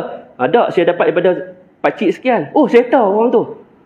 Pasal apa? Musim haji lah, tuan-tuan. Kalau musim dia tak pas, dia tak bagi kepada saya. Maksudnya pesakit tak mai kat saya. Setiap tahun macam tu. Pasal apa ya kan? Rupanya dia menggunakan khadam jin. Dan khadam tu jin Islam. Musim haji setiap tahun, jin tu pi haji. Bila jin tu pi haji, dia tak boleh nak berubat. Bila tak boleh berubat, dia cuti. Musim haji dia cuti. Jadi setiap sakit mai kat dia, mai pas kat saya. Oh, baru saya tahu. Dia menggunakan khadam jin. Itu saya sebut tadi, jangan tengok tulis nama orang Islam, tengok kaedah, bagaimana kaedah bacaan dia jelas tak jelas dan sebagainya. Boleh, tuan? Okey, yang seterusnya menyapu dan musab. Okey, habis. Membawa air zam-zam atau kismis, kurma, duit semasa tawaf bertujuan untuk dijadikan ubat atau penawar duit tersebut dijadikan ibu duit. Ni kurma, air zam-zam apa semua. Saya pernah jumpa satu orang daripada negara luar, orang Indonesia lah. Waktu tu hujan, kami tengah tawaf, musim haji ni, tengah tawaf, banjir buku lali. Bila banjir buku lali, kami tawaf dalam keadaan 3 pagi. Saya pun turun tawaf sunat kan, seronok hujan kan, ambil keberkatan hujan di sana, tengah tawaf ni. Ayat surut. Elok saya habis 7 pusingan, nak pergi lah cari tempat duduk sementara nak subuh. Dia hujan 3 pagi. Nak pergi cari tempat untuk subuh. Kena basah lah, pakai jubah. Tuan-tuan, saya nampak orang dah pakai masing-masing lah. Sebab hujan dah seriak dah apa semua, pakai mesoh apa semua. Datang seorang haji ni, dia pergi ambil serban dia pergi duduk, dia kepung ayak, tuan. Ayak hak baki, ada hak koko-koko. Kaki orang hak duk tawaf, orang-orang seluruh dunia ramai tu. Dia kepung, dia ambil ayak mineral tu, dia tuang, dia pergi perah ayak hak dia kepung tadi dalam ayak mineral. Tengok tu dia, koko lah. Padahal pasal saya tanya dia, "Bapak, ini mau buat apa?" Dia kata, "Berkat." Dia kata, "Berkat, mau balik buat ubat, ayah dia sakit." Allahu Akbar. Dia sanggup tu. Saya kata, "Bapa, ambil air zam-zam. Allahumma inni as'aluka ilman nafi'a." Ingat tak minggu lepas?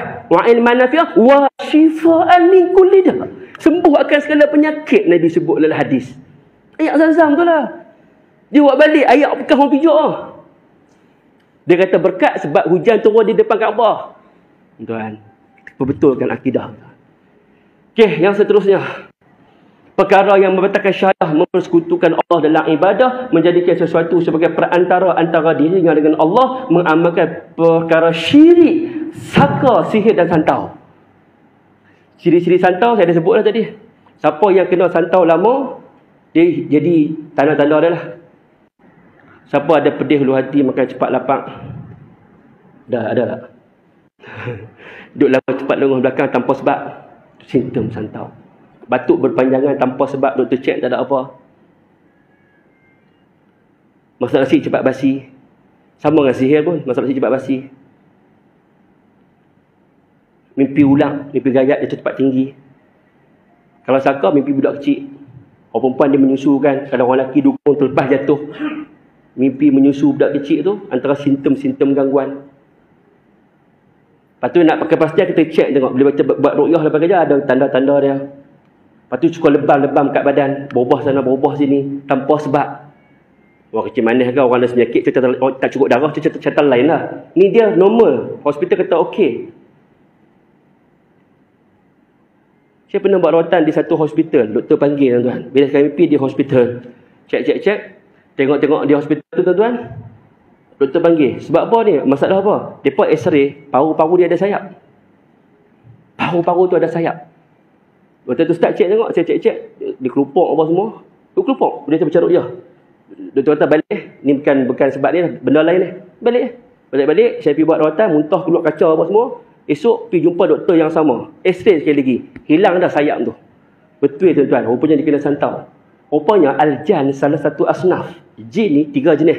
Aljan salah satu asnaf. Jin ni ada 3 jenis. Antaranya jin yang berterbangan fil hawa, yang berterbangan di udara. Jadi tuan-tuan buat bahan santau di sini, nak santau orang Kuala Lumpur, tuan-tuan duduk di Kedah, tuan-tuan suruh jin yang bersayap ni pergi hantar kat dia. Ni kena buat khusus tak Islam lah. Nak cerita detail. Saya nak bagi contoh saja. Ni kalau ada tuan-tuan simptom-simptom ni, bermakna kita ada unsur-unsur ni. Okey. Kemudian yang keempat, menganggap dan berkeyakinan bahawa ajaran agama lain atau yang lain sama atau lebih sempurna daripada Islam. Ni tuan-tuan. Menganggap dan berkeyakinan bahawa ajaran agama lain sama atau lebih sempurna daripada Islam. Rosak. Kemudian membenci sesuatu yang telah ditetapkan oleh baginda Nabi sallallahu alaihi wasallam dalam syariat baginda. Kemudian mempermainkan Allah atau kitabnya, mempercayai dan beramal dengan sihir, bersahabat dengan jin. Ada orang amal apa? Ayat kursi 313 kali. Pasal apa ayat kursi 313 kali? Dia nak panggil khadam ayat kursi. Dia mempercayai setiap ayat itu ada khadam. Kemudian khadam tu mai kat dia. Dan dia minta tunaikan hajat dia. Ni tuan-tuan. Hati-hati. Jangan duk bersahabat tuan-tuan. Nanti nak mati susah. Saya pengalaman tuan-tuan. Saya buat satu rawatan di Kedah ni. Satu orang yang saya buat seminggu rawatan tu. Bila buat rawatan, baca ruqyah, buat rawatan apa semua, dia macam nak mati dah. Malam-malam dia ambil cermin dia. Dia baca mentera balik. Dia ada pakai cermin. Rupanya mak andam dulu. Umur lah tak larat lah. Muka cengkung lah. Tapi bila dia baca mentera, dia boleh makan nasi sepoyuk tengah malam. Malam esok pergi pula. Bila buat ruqyah macam nak mati. Lepas tu kami balik, dia berjampi pula. Seminggu berturut-turut. Bila dah settle seminggu berturut-turut tuan, malam tu kami buat tawakal lah. Buat habis, orang kata apa? Habis booster yang ada lah. Habis ilmu yang ada. Buat tawakal pada Allah betul-betul. Saya balik saja pukul 4 pagi. Dia pun telefon, Ustaz, tok kami dah meninggal dunia. Lepas meninggal dunia tu, lebam habis. Kecut. Jadi apa? Macam kecil, macam surut. Lebam. Buat report polis. Jadi kes polis. Saya pengalaman buat rawatan Islam 2 kali jadi kes polis. Tapi kami selamat sebab kami ada rekod. Tanda tangan pesakit. Pesakit kena tanda tangan. Okey, bila jadi kes polis, adik-beradik lain mengatakan yang keluarga yang jaga tok ni, yang ni lah yang dera tok dia. Tu yang lebam tu. Kena pukul. Forensik mai tuan-tuan, forensik cek. Forensik sahkan yang lebam-lebam ini bukan bekas orang pukul. Satu. Yang kedua, forensik sahkan dia bukan mati dalam tempoh seminggu tu. Dia dah mati 4 hari lepas. Yang saya pergi berubat tu siapa? Betul faham ni? Saya berubat seminggu. Dia mati 4 hari lepas. Jadi yang saya berubat tu siapa tuan-tuan? Tuan-tuan akan berhadapan dengan doa amal pelik-pelik ni tuan. Susah nak mati jika ada. Satu orang di Kedah juga. Sebelum kita berhenti azan masuk asap pukul 4.24 lah sikit 4.24 okay. Saya buat satu rawatan. Buat rawatan, bukan saya buat rawatan. Pesakit tu anak dia dengan menantu dia, suami isteri jumpa saya menceritakan perihal ayah dia. Ayah dia ni dia ceritalah ada macam-macam lah, kerih pakai kemian mentera lah apa semua. Dia jadi menurun macam tak sedap lah. Jadi remau lah apa semua lah. Jadi mereka ni isteri dengan anak-anak dia, kakak abang semua sebelah ayah dia. Yang anak perempuan ni dengan suami dia sebelah, yang tak suka cara ayah dia. Bukan tak suka ayah dia, tak suka amalan perbuatan ayah dia tu. Mai jumpa saya bagi nasihat. Apa ni nak pergi rawatan, memanglah tak mau lah kan. Takkan dia nak setuju buat rawatan. Saya bagi dah amalan-amalan tu buat. Mereka berbekalkan surat Yasin, bawa bola poket, pergi jumpa ayah dia. Pergi jumpa tuan-tuan, yang suami pun bagi tahulah, apa ni, tinggallah ayah, tak payah buatlah apa semua ni, kita pun dah semakin hampir usia kita apa semua. Pak lagi dia panas, dia marah. Pak dia tu tuan-tuan, ayah dia puk lantai, dia capai kerih, dia lompat nak pergi tikam anak dia ni. Takdir Allah. Saka harimau yang ada pada ayah dia masuk dalam badan kak dia. Hak sebelah ayah dia tu. Lompat atas ayah dia, tokok telinga, putih telinga. Bukan saya baca mastika, saya handle sendiri kes ni. Tuan-tuan kata saya ni macam mastika apa. Ni saya sendiri handle kes ni. Kemudian tuan-tuan bila jadi putih telinga, Jadi kes boleh. Pak dia pergi buat report polis, kata anak dia hak bawa Yasin tadi, dia tokak tengok. Tu dia tuan-tuan. Forensik kata apa? Tuan, kami dapat keputusan. Apa keputusannya? Bekas gigitan telinga ni bukan gigi orang. Nak kata je tuan-tuan. Forensik yang sahkan. Buang kes. Bukan gigi orang. Harimau yang masuk dia tu. Buang kes. Dengan doa aman tu lagu tu. Satu lagi lah cerita sebelum berhenti mayang sah. Cerita honor kan. Satu lagi kes. Sebagai pengajaran untuk kita ni. Cerita banyak kes saya handle. Anak-anak dia siapa yang paling rapat, yang ni paling rapat. InsyaAllah saya yakin ada sesuatu yang dia amalkan ataupun dia pakai. Malam ni siapa cucu akan anak hak paling rapat, pergi duduk sorang-sorang, bisik dengan tok ni. Tanya, dia akan cerita habis insyaAllah. Saya balik ya. Malam tu, dia pergi sembang. Pergi sembang sungguh. Dia pakai susuk. Sini, bawah. Jadi, esok saya pergi senang buat kerja saya. Dia ada, kalau sebut susuk, dia ada bahan dia pula. Kita ketuk lah, dia keluar susuk tu. Buat bahan tu dengan izin Allah apa semua. Saya tarik keluar, berlubang tapak kaki. Dia keluar ke tapak kaki, jarum-jarum tu. Jarum mas tu keluar ke tapak kaki, berlubang tapak kaki. Okay, selesai buat ruqyah, buat bahan-bahan apa semua. Saya naik kereta, keluar daripada traffic light rumah dia aja. Anak-anak telefon, Ustaz, tok saya dah meninggal dunia. Betul nak macam tu ke? Bertahap macam tu? Jangan. Bagi tahu kawan-kawan kita, dan kita jangan pergi tempat orang yang beramal begini. Untuk nak selamatkan akidah kita, insya-Allah. Kemudian daripada Aisyah radhiyallahu anha bertanya kepada baginda Nabi sallallahu alaihi wasallam, ada atau tidak jihad kepada kaum wanita? Jawab Nabi sallallahu alaihi wasallam, sesungguhnya jihad bagi wanita itu ialah haji yang mabrur. Hadis riwayat Bukhari. Usaha bersungguh-sungguh untuk nak dapat haji yang mabrur itu pun dikira sebagai berjihad. Kemudian sejarah ringkas Rasulullah. Ini sejarah ringkas di bawah syariat Nabi sallallahu alaihi wasallam. Haji telah diwajibkan pada tahun ke-9 Zulhijjah. Kemudian pada tahun ke-6 Hijrah, Rasulullah sallallahu alaihi wasallam mengerjakan umrah dengan disertai oleh 1,500 orang para sahabat. Namun demikian, rombongan ini tertahan di Hudaybiyah. Nabi sallallahu alaihi wasallam pada tahun ke-6 Hijrah, Nabi telah pun mengerjakan umrah lebih kurang 1,500 orang sahabat. Sampai di Hudaybiyah, Nabi ditahan oleh kaum musyrikin Mekah pada ketika itu. Kemudian tuan-tuan, pada tahun ke-7 Hijrah, mereka membuat umrah qada. Tahun depan pergi umrah sekali lagi. Kemudian pada tahun ke-10 Hijrah, Nabi SAW telah mengisytiharkan untuk menunaikan fardu haji. Dan pada tahun 25 Zulqa'dah tahun 10 Hijrah, Nabi SAW dengan isteri-isteri baginda telah memulakan perjalanan dan diikuti oleh 120,000 orang para sahabat untuk menunaikan ibadah haji. Dan hal haji tersebut dikenali sebagai haji Islam, haji akbar dan juga haji wada, sebab 3 tahun selepas Nabi pulang daripada mengerjakan haji, baginda Nabi SAW wafat.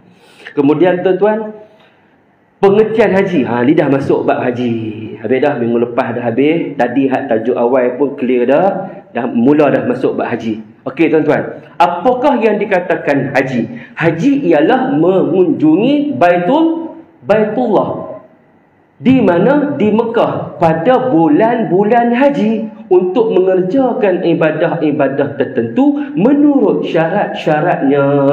Apa makna haji? Kunjung Baitullah Al-Haram, Kaabah di Mekah pada bulan-bulan haji dan mengerjakan ibadah tersebut menurut syarat sah rukunnya. Soalan, bilakah mula musim haji? Minggu lepas, saya ingat lagi, di sebelah ni ada seorang yang minggu lepas. Ni minggu ni ada kawan 3. Okey. Muslimin ramai duduk belah ni. Minggu depan nanti insya-Allah akan tambah lagi. Okey, bilakah bermula musim haji? Ya? Zulhijjah. Okey. Sebelah sini, bila mula musim haji? Ya? Yang di luar, bila? 1 Syawal. Tadi kata Zulhijjah. Bila? 1 Syawal. Wah, hari Syawal, hari kita raya tu. Okey, sebelah sini. Ya. Zulhijjah. Sehingga muslimin, sehingga ada yang muslimat kata bermulanya Syawal, ada yang kata bermula Zulhijjah. Bilakah mula musim haji muslimin? Mulanya musim haji bila? Zulhijjah juga. Sehingga bila? Sehingga Zul apa pula? Tuan-tuan, bermula. Tu saya kata tadi, anda kata ada paksa ni kan. Nanti ujung nanti kita buat paksa sikit ABC lah kan. Tuan-tuan, bermulanya haji itu bila? 1 Syawal. Betul kalau luar tadi kan, hajah yang luar tadi betul. Bermula 1 Syawal sehingga bila? Sehingga 9 Zulhijjah, sebelum terbitnya matahari 10 Zulhijjah. Clear tuan-tuan? Sekali lagi. Bilakah bermulanya musim haji? Bermulanya 1 Syawal sehingga bila? 9 Zulhijjah, sebelum terbitnya matahari 10 Zulhijjah. Itulah musim haji. Clear tuan-tuan? Bermakna hanya musim bulan itu sahaja kita boleh melaksanakan haji. Okey, selesai. Tengok yang di bawah ni, makna umrah. Apa makna umrah? Kita mengunjungi Baitullah Al-Haram, Kaabah di Mekah pada bila-bila masa untuk mengerjakan ibadah tertentu menurut syarat-syaratnya. Sama juga ziarah Baitullah di Mekah, cuma beza dia pada bila-bila masa. Hari ni boleh pergi umrah tak? Esok boleh pergi umrah tak? Boleh. Bila-bila masa. Dan sepanjang kita berada di Mekah Al-Mukarramah, kita boleh buat beberapa kali umrah. Ada orang yang larat, siang dia buat sekali, malam dia buat sekali. Ada orang yang kurang sikit, sehari sekali. Ada yang kurang sikit, dia selang sehari baru dia buat umrah. Atas kemampuan kita. Bermakna umrah ni bila-bila masa, dengan syarat rukun tertentu. Clear tak tuan-tuan ni? Cara petang-petang ni, tak ada lah cucuk kodok dengan ayat kopi kan. Tapi dengan semangat yang ada ni, insya-Allah kita dapat, insya-Allah kita akan selesaikan pada petang ni, insya-Allah. Okey. Kelebihan haji dan umrah, menjadi tetamu Allah. Allahu Akbar. Hebat, tak ada lebih hebat daripada menjadi tetamu Allah. Sebab tu haji umrah orang sebut apa? Jemaah haji, jemaah umrah. Duyufur Rahman, tetamu Allah. Yang kedua, mendapat ganjaran yang besar. Selamat daripada kecelakaan sesaan sebagai Yahudi dan Nasrani. Barang siapa, mafhum hadis Nabi, barang siapa yang berkemampuan untuk melaksanakan haji, saja dia pergi tangguh haji dia, saja tak mau pergi ni, tiba-tiba dia mati dia dibimbangi Yahudi atau Nasrani. Orang yang mampu. Yang seterusnya, mendapat syafaat dalam doa keampunan Nabi SAW. Kemudian bersih seperti bayi yang baru dilahirkan. Kemudian antara jihad yang paling utama dan haji yang mabrur, tiada ganjaran melainkan syurga. Besarnya ganjaran haji dan umrah ini tuan-tuan. Manfaat duniawi, pertemuan umat Islam di seluruh dunia. Kalau tahun lepas 2 berapa juta saya tak ingat, tahun lepas tu 2 juta lebih. Itulah perjumpaan pelbagai bangsa, bahasa, warna kulit. Yang siapa pernah pergi umrah angkat tangan? Siapa pernah pergi umrah angkat tangan? Siapa pernah pergi umrah? Okey, pernah pergi umrah? Ada? Okey, ada pernah pergi umrah? Okey, ada? Okey, orang yang pernah pergi umrah ni tuan-tuan, tuan-tuan tak tengok Mak Saleh. Tuan-tuan tak tengok orang Korea. Tuan-tuan tak tengok orang Jepun. Tapi kalau tuan-tuan pergi musim haji, tuan-tuan akan jumpa orang Korea, orang Amerika, orang Scotland ke, orang UK, mana-mana lah, Australia dan sebagainya. Orang-orang kulit hitam, orang kulit putih, orang kulit merah, orang yang tinggi, orang yang rendah, pelbagai bangsa, warna, bahasa. Tempat perhimpunan seluruh dunia. Lepas tu saya kadang-kadang seronok pergi masjid awal sikit, duduk main sunat kan, main duduk tajam masjid. Lepas tu sementara nak tunggu, tengok main Pak Arab sebelah. Assalamualaikum, khaifahal, min in. Saya ada apa khabar, main-main pada mana? Tanya dia kan, dia pun jawab dah, main pada Afghanistan. Afghanistan. Al-Harb al-an, adakah perang hari ni? La, dia tak al-aman, aman. Contohlah sembang, Palestin apa semua kan. Sembang orang sebelah pula, daripada mana? Dia kata dia daripada Jordan. Jordan, kita sebutlah kathir talamid min Malaysia. Maksudnya ramainya orang pelajar Malaysia yang belajar di sana. Sembang-sembang dia. Mungkin kita ada kawan kat sana, kita sebut kat dia apa semua. Jadi di situ kita boleh kenal antara satu sama lain, perhimpunan dunia. Kemudian yang seterusnya tuan-tuan, menunjukkan persamaan di kalangan umat Islam, kepentingan perniagaan dan ekonomi. Saya jumpa dengan satu orang Pakistan, saya pergi kedai jubah dia, saya tengok dia duduk simpan lah, dia duduk packing lah. Saya tanya, nak buat apa ni? Dia kata mau balik Pakistan. Haji tak habis lagi, dah sudah cukup dia kata. Bila pula datang? Tahun depan pula. Tuan-tuan boleh bayang, dia berniaga dalam tempoh 3 bulan haji tu, dia boleh cover untuk setahun.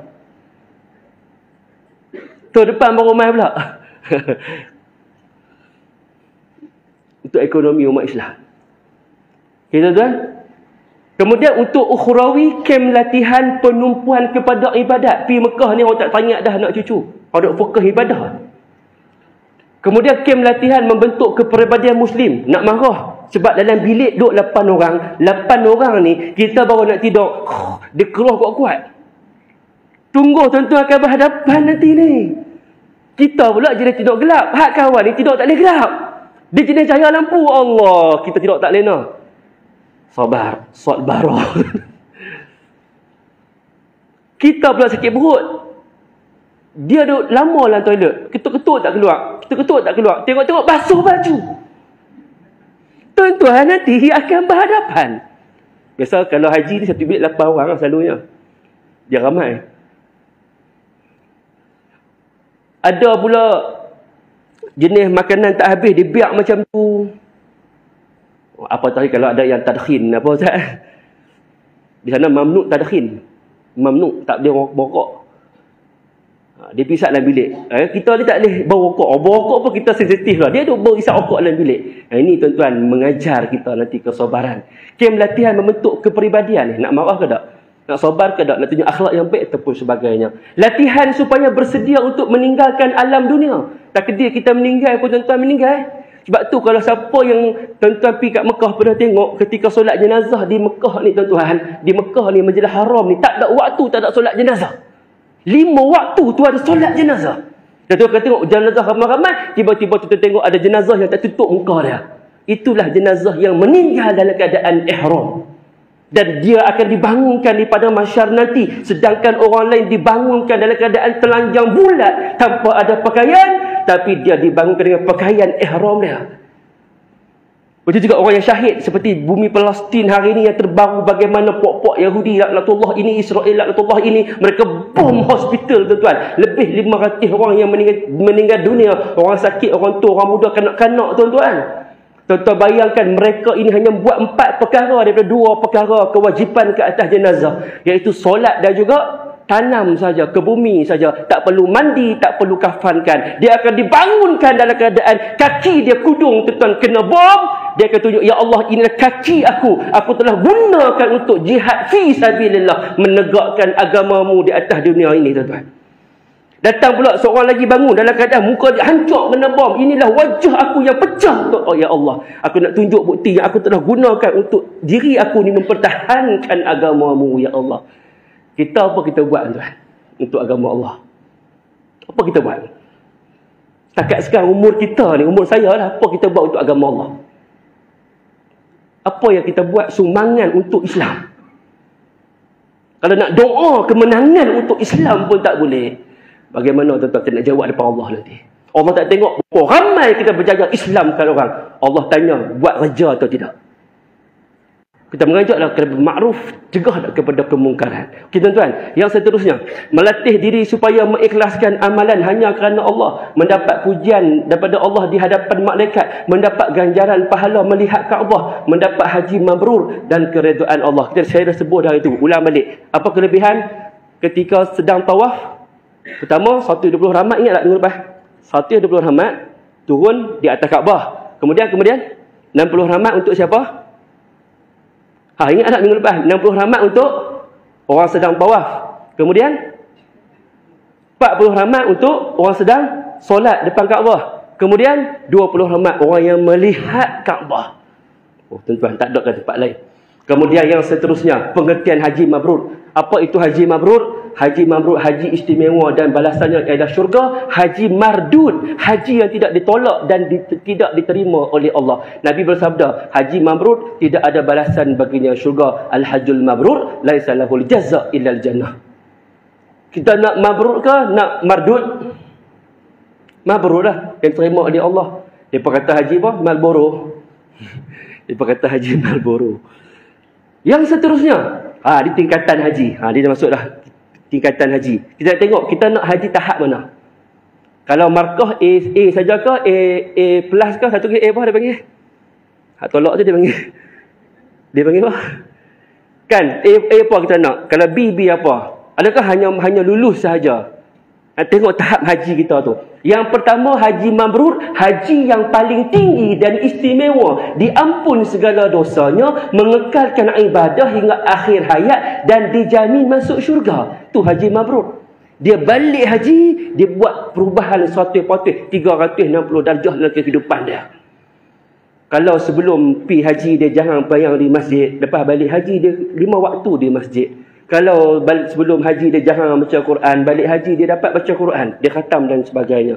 Wanita yang sebelum pergi haji kadang-kadang sempurna, kadang-kadang tak sempurna aurat kita. Lepas balik haji kita dah sempurna. Itu tanda orang yang haji mabrur. Apa mabrur? Diterima oleh Allah, bahkan dapat syurga Allah. Yang kedua, haji makhsus. Apa haji makhsus? Haji yang sah dan diampunkan segala dosa-dosanya, tapi tak jamin syurga lagi. Maksudnya haji dia sah, kemudian dia diampunkan segala dosa. Itu tahap yang kedua. Cara B lah tadi A, hak ni B lah. Yang ketiga, haji makbul. Hak ni 50-50, nak lulus. Maka lulus lah atas urat. Dan haji mardud apa tuan-tuan? Haji yang tidak diterima kerana kekurangan syarat-syarat dan rukunnya atau sebab-sebab yang lain. Haji dia tak diterima oleh Allah. Kemudian yang seterusnya, panduan mendapat haji mabrur, sebelum nak pergi haji ni, niat ikhlas kerana Allah, siapkan diri dengan ilmu manasik haji, kemudian melakukan rukun Islam dengan sempurna. Semasa buat haji ni, sempurnakan rukun haji dan wajib haji. Ada berapa rukun haji? Sebelum masuk tajuk tu minggu depan. Ada berapa rukun haji? Berapa rukun haji muslimat? Muslimat ada berapa rukun haji? Ayah senyap ke? Ada berapa rukun haji? Rukun haji ada 6. Hak 5 tu rukun umrah. Okey, muslimin ada berapa wajib haji? Kami tak belajar ni minggu depan kata, sebab minggu depan. Rukun haji ada 6. Okey, nak mudah ingat dia macam ni. Rukun umrah ada berapa? 5. Wajib umrah ada berapa? 2. Wajib haji ada berapa? 6. Rukun haji ada berapa? 6. Rukun haji ada 6. Wajib haji pun ada 6. Kalau umrah pula, rukun umrah itu ada berapa? 6. Dan wajib haji ada berapa? Minta maaf, wajib umrah tu ada berapa? 2. Nanti dia akan sampai tajuk tu minggu depan. Okey. Selepas menunaikan haji, menjauhkan diri dari dosa dan perkara mungkar, memperbanyakkan amal soleh, memperbaiki diri. Kemudian yang seterusnya, tuan-tuan sama-sama ikut saya. Bismillahirrahmanirrahim. Allahumma ja'alhu hajjan mabrura wa dhanban maghfura wa sa'yan mashkura wa amalan salihah maqbula wa tijaratan lan tabur. Ya Allah, ya Tuhan kami, kurniakanlah haji yang mabrur dan ampunkanlah dosa-dosa hamba dan pekerjaan haji yang dipuji, amalan soleh yang diterima dan perniagaan yang tidak merugikan. Ini doa haji yang mabrur.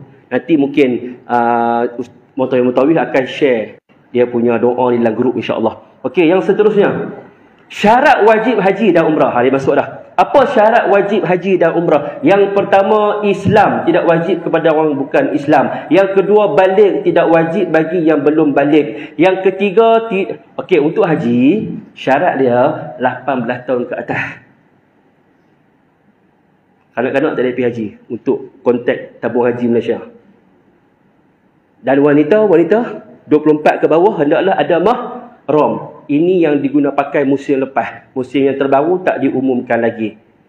Dulu dia kena 45 tahun. Lah dia rendahkan lagi. Arab Saudi rendahkan lagi. 24. Bermakna 25 ke atas tanpa mahram boleh pergi. Okey tuan-tuan, ni untuk haji ni. Umrah tak apa. Umrah dah tak wajib sekarang ni. Mahram. Ni cerita haji. Okey, saya tengok hari ni ramai yang berusia 24 ni. Okey. Okey. Ustaz ni dia nak suruh main pula minggu depan ni. Okey tuan-tuan. Kalau sekiranya takdirlah kita ni orang di Mekah. Di Mekah tu mungkin dia boleh pergi haji katakan. Ataupun kerajaan Arab Saudi benarkan kanak-kanak bawah 18 tahun ataupun yang belum balik pergi haji. Adakah haji dia sah? Dia ikut syarat sah rukun dengan sempurna. Umur dia 12 tahun. Dia pandai buat dah semua. Mak dia ajak dia main kursus. Dia buat betul bagi sempurna. Dapat tak haji dia? Sah tak haji dia? Sah. Tapi dia balik atau belum? Belum balik. Haji dia sah tak? Sah. Pahala tu dapat kat siapa? Mak ayah dia. Tapi kewajipan haji tak terangkat. Nanti bila anak tu dah besar, dia bekerja, dia kena pergi haji sekali lagi. Clear tak ni? Boleh tak?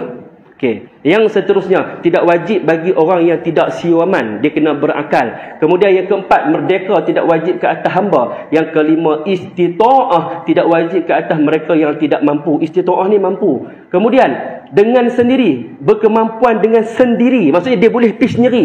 Maksud dengan berkemampuan ni diistilahkan istita'ah. Saya ulang balik. Dalam konteks haji yang kita akan kursus 10 siri ini, tuan-tuan kena ingat istilah-istilah. Contohnya hari ini terdapat istilah baru. Apa dia? Istita'ah. Sekali sama-sama tuan. Istita'ah. Apa itu tuan-tuan? Kemampuan. Apa maksud kemampuan diri sendiri ni? Dia akan hurai persatu. Nanti minggu depan dia akan jumpa mabit, tasyrik, hari tasyrik. Dia akan jumpa nanti hari tarwiyah. Itu istilah-istilah dalam haji yang kita akan sentiasa guna pakai sepanjang kursus ni. Okey tuan-tuan, yang pertama ada tambang pergi balik, baru dia wajib, baru masuk mampu. Istita'ah ni berkemampuan. Ada bekalan nafkah, ada kenderaan pergi balik, terpilih dalam kuota haji.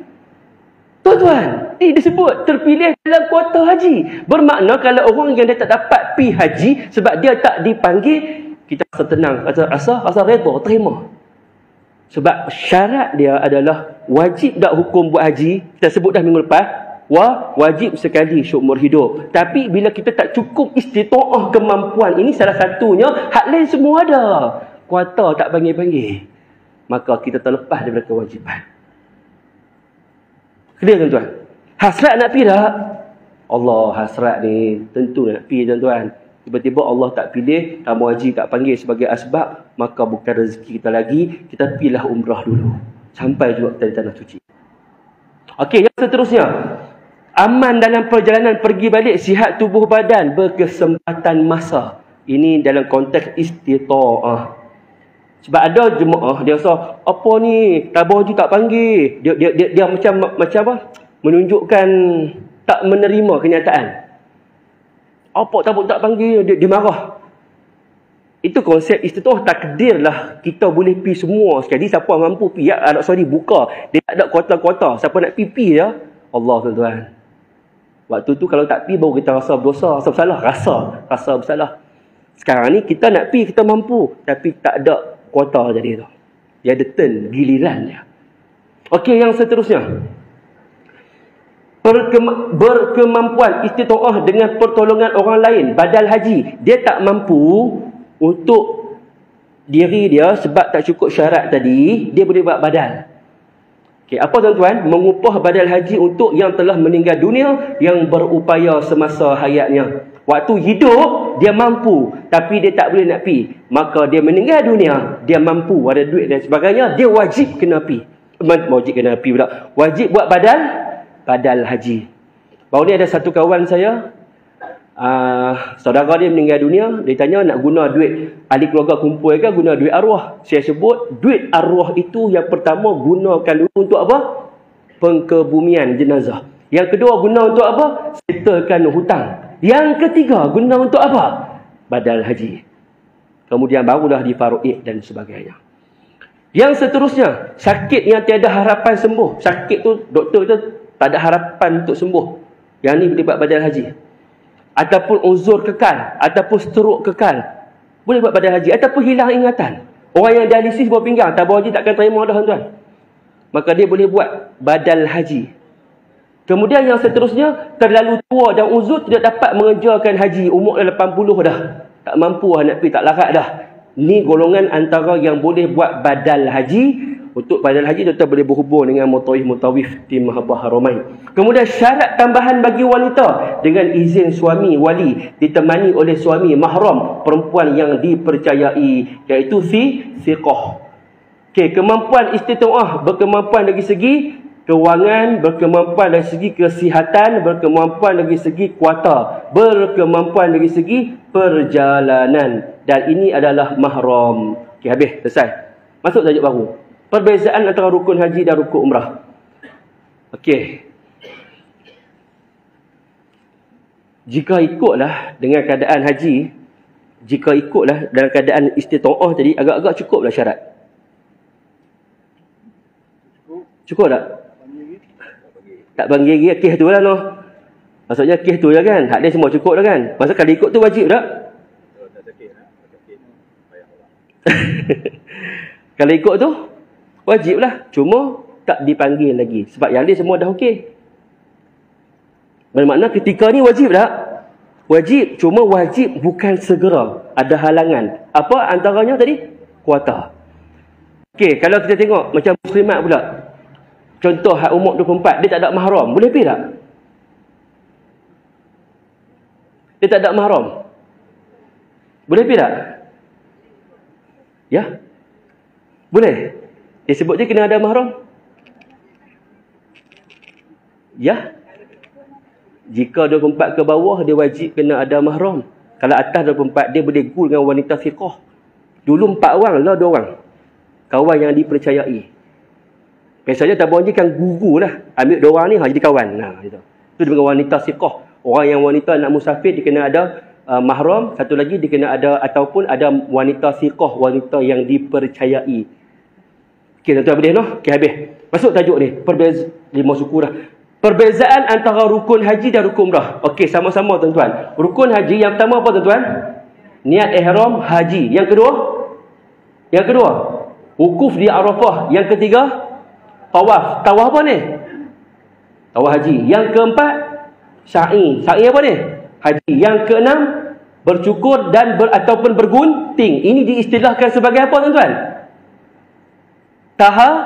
Tahlul. Dan dalam haji ada tahlul apa? Tahlul awal dan tahlul akhir. Betul tak?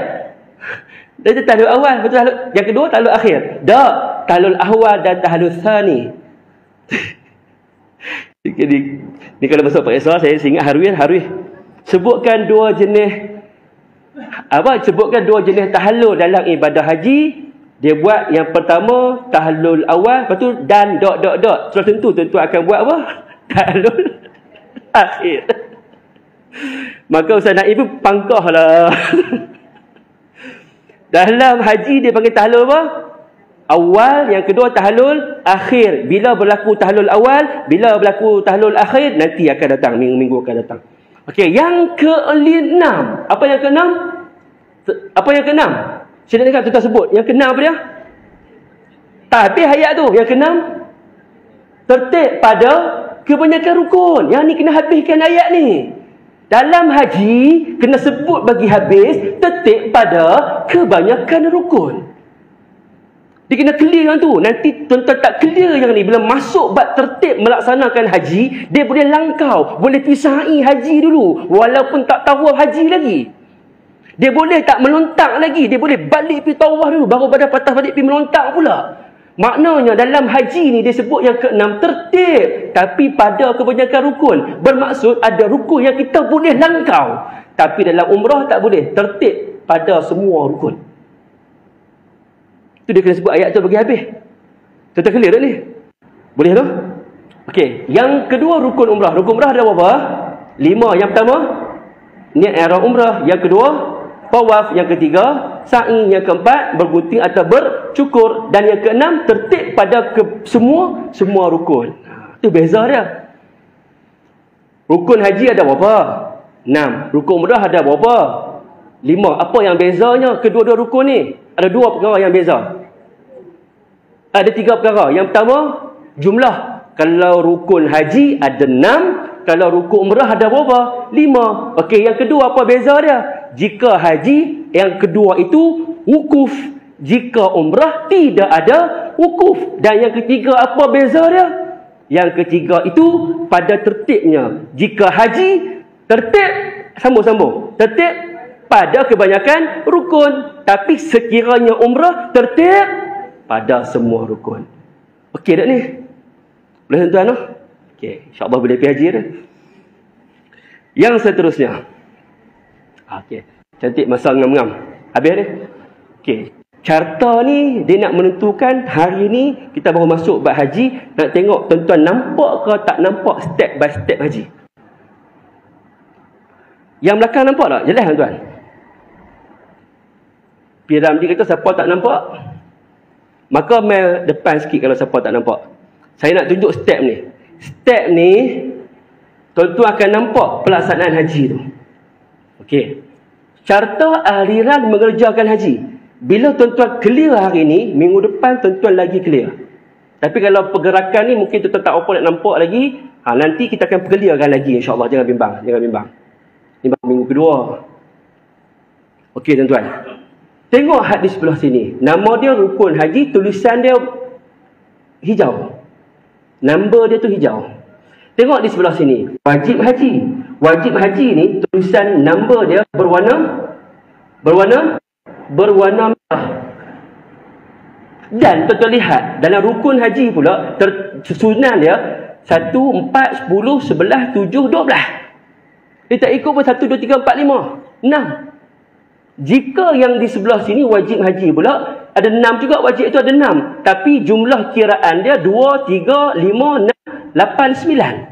Bermakna dia akan bersilang-seli. Tengok arrow ni, dia buat sebelah sini. Tengok arrow ni, dia main di sebelah sini. Kemudian arrow ni main sebelah sini.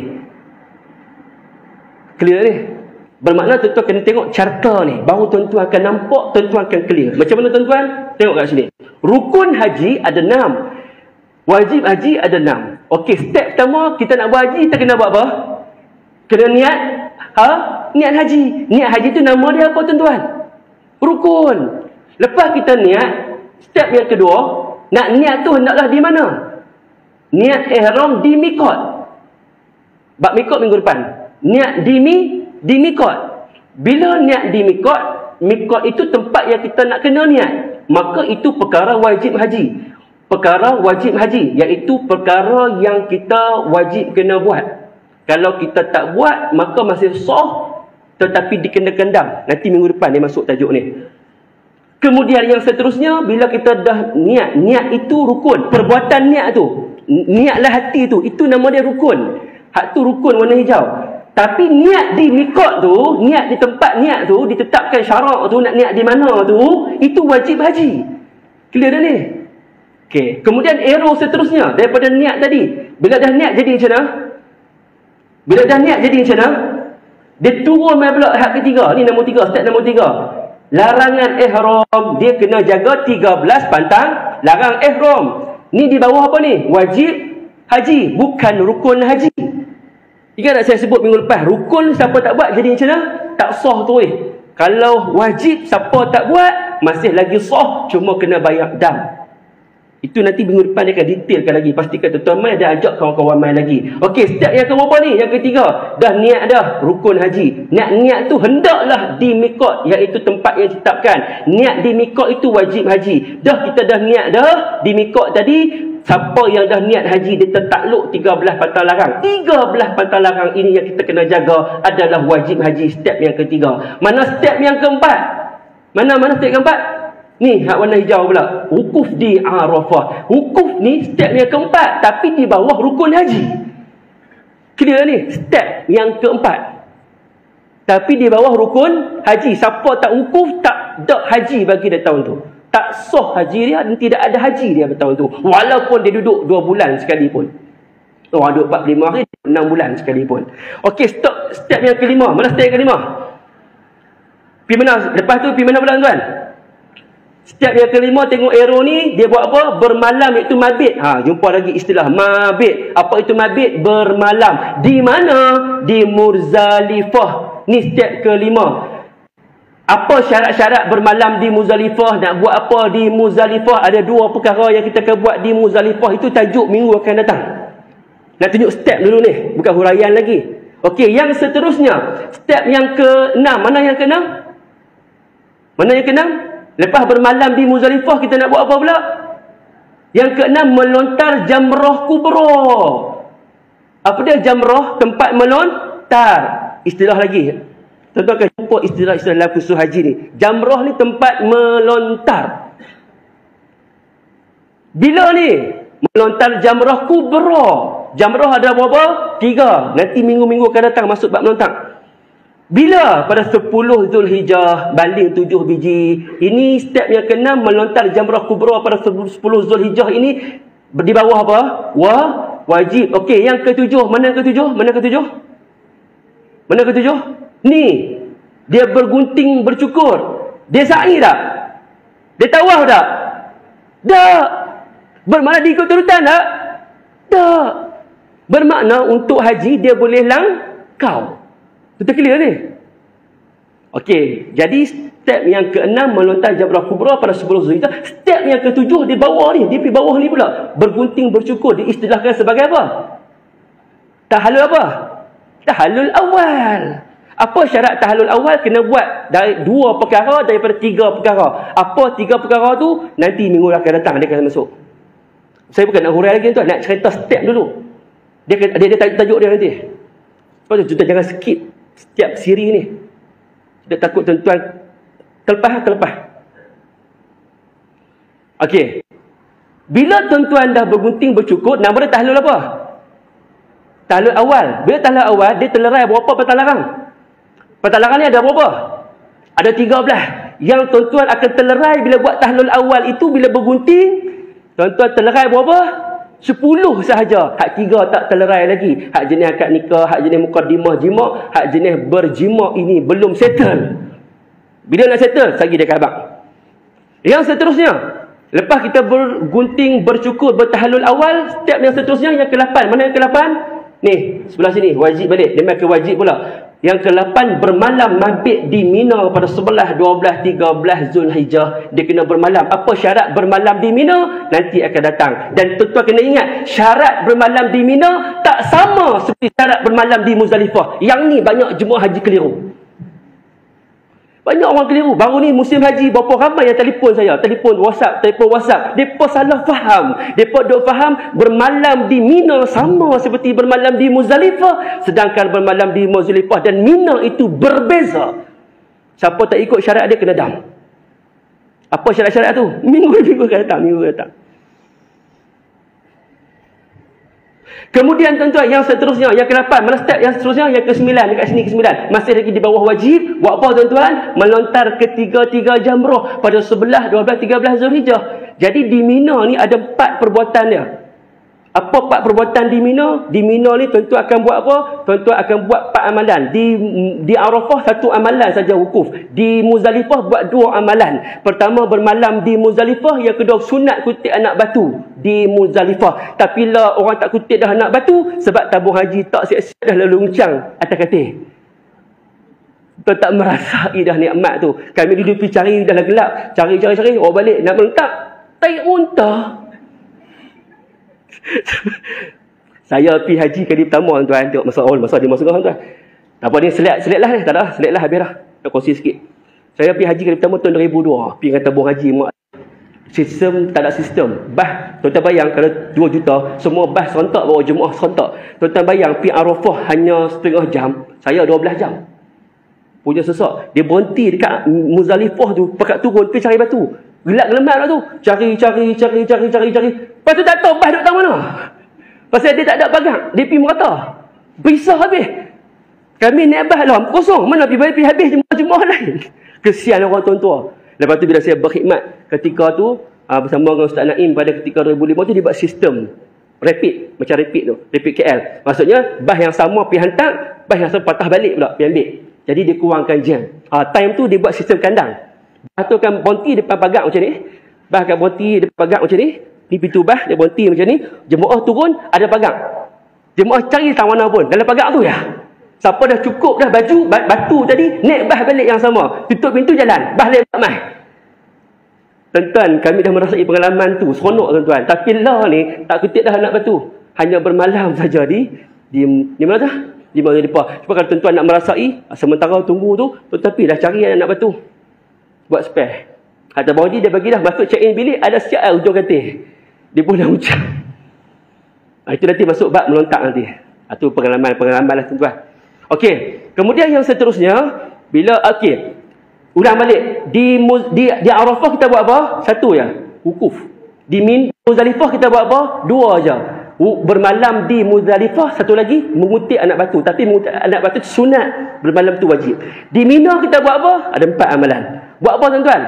Melontak Jamrah Kubra pada malam 10 Zulhijjah Kubra saja. Kemudian 7 biji batu. Satu. Yang kedua kita buat apa? Lepas kita melontak tu, kita boleh bertahalul awal, bergunting atau bercukur. Dua dah amalan. Yang ketiga kita buat apa? Bermalam di Mina pada malam hari Tashrik, 11, 12, 13 hari bulan. Dan yang keempat, kita melontar ketiga-tiga jamrah pada 11, 12 dan 13 Zulhijjah. Itulah amalan, 4 amalan yang kita akan buat di mana? Di Mina. Tetapi ada orang buat nafar awal, ada orang buat nafar sani. Saya tak mau sentuh. Lagi keliru lagi. Bermaksud ada orang dia pergi buat di Mina tu hanya 2 malam, bukan 3 malam. Boleh, tapi ada syarat. Nama dia nafar awal. Orang duduk 3 malam, dia duduk 2 malam. Ada syarat dia kena keluar daripada Mina waktu bila, maka baru dapat nafar awal. Orang duduk 3 malam, dia duduk 2 malam saja. Tapi standard tabung haji semua buat nafar sani, iaitu duduk 3 malam. Cukup dekat tu. Saya tak mahu huraian panjang. Tajuk nafar awal, nafar sani, dia ada tajuk dia nanti. Cuma nak bagi gambaran dulu. Okey tuan-tuan, dah selesai dah melontar ketiga jamrah yang ke-9. Mana yang ke-10? Naik atas balik. Step rukun yang ketiga, tapi step rukun yang ketiga tawaf, tapi step yang ke-10 tu. Baru balik tawaf. Tawaf apa ni tuan-tuan? Tawaf haji. Kemudian lepas dia tawaf, dia buat apa? Dia sa'i. Lepas dia sa'i, barulah terjadi tahallul thani. Telerailah, baki lagi 3. Tapi orang buat jenis haji tamattu', orang buat haji qiran dan haji ifrad tak sama. Dia ada perbezaan dia. Itu nanti minggu-minggu akan datang. Orang yang buat haji ifrad, dia ada dengan haji qiran, dia ada keistimewaan dia. Lepas tawaf kudum, dia boleh pergi sa'i terus. Balik daripada Mina, dia tak payah sa'i dah, hanya tawaf saja. Tapi kalau orang buat tamattu' tak dapat tidak. Dia balik daripada Mina, dia hanya wajib kena buat juga tawaf dan sa'i, sedangkan dia letih dah. Jadi balance lah. Dia tamattu' senang-senang, buat umrah dulu baru buat haji. Orang ifrad ihram lama, tapi dia senang-senang. Dia buat pilihan, lepas tawaf kudum dia pergi sa'i haji, balik daripada Mina dia hanya tawaf haji, sa'i tak payah dah. Balik rehat kat hotel. Allah Maha Adil. Apakah huraian-huraian jenis-jenis haji? Apakah jenis-jenis apa yang disebutkan tadi? Kita sambung minggu depan. Satu dua soalan saja, silakan. Mana tu? Yang merah tu. Yang merah. Bermalam di Muzdalifah.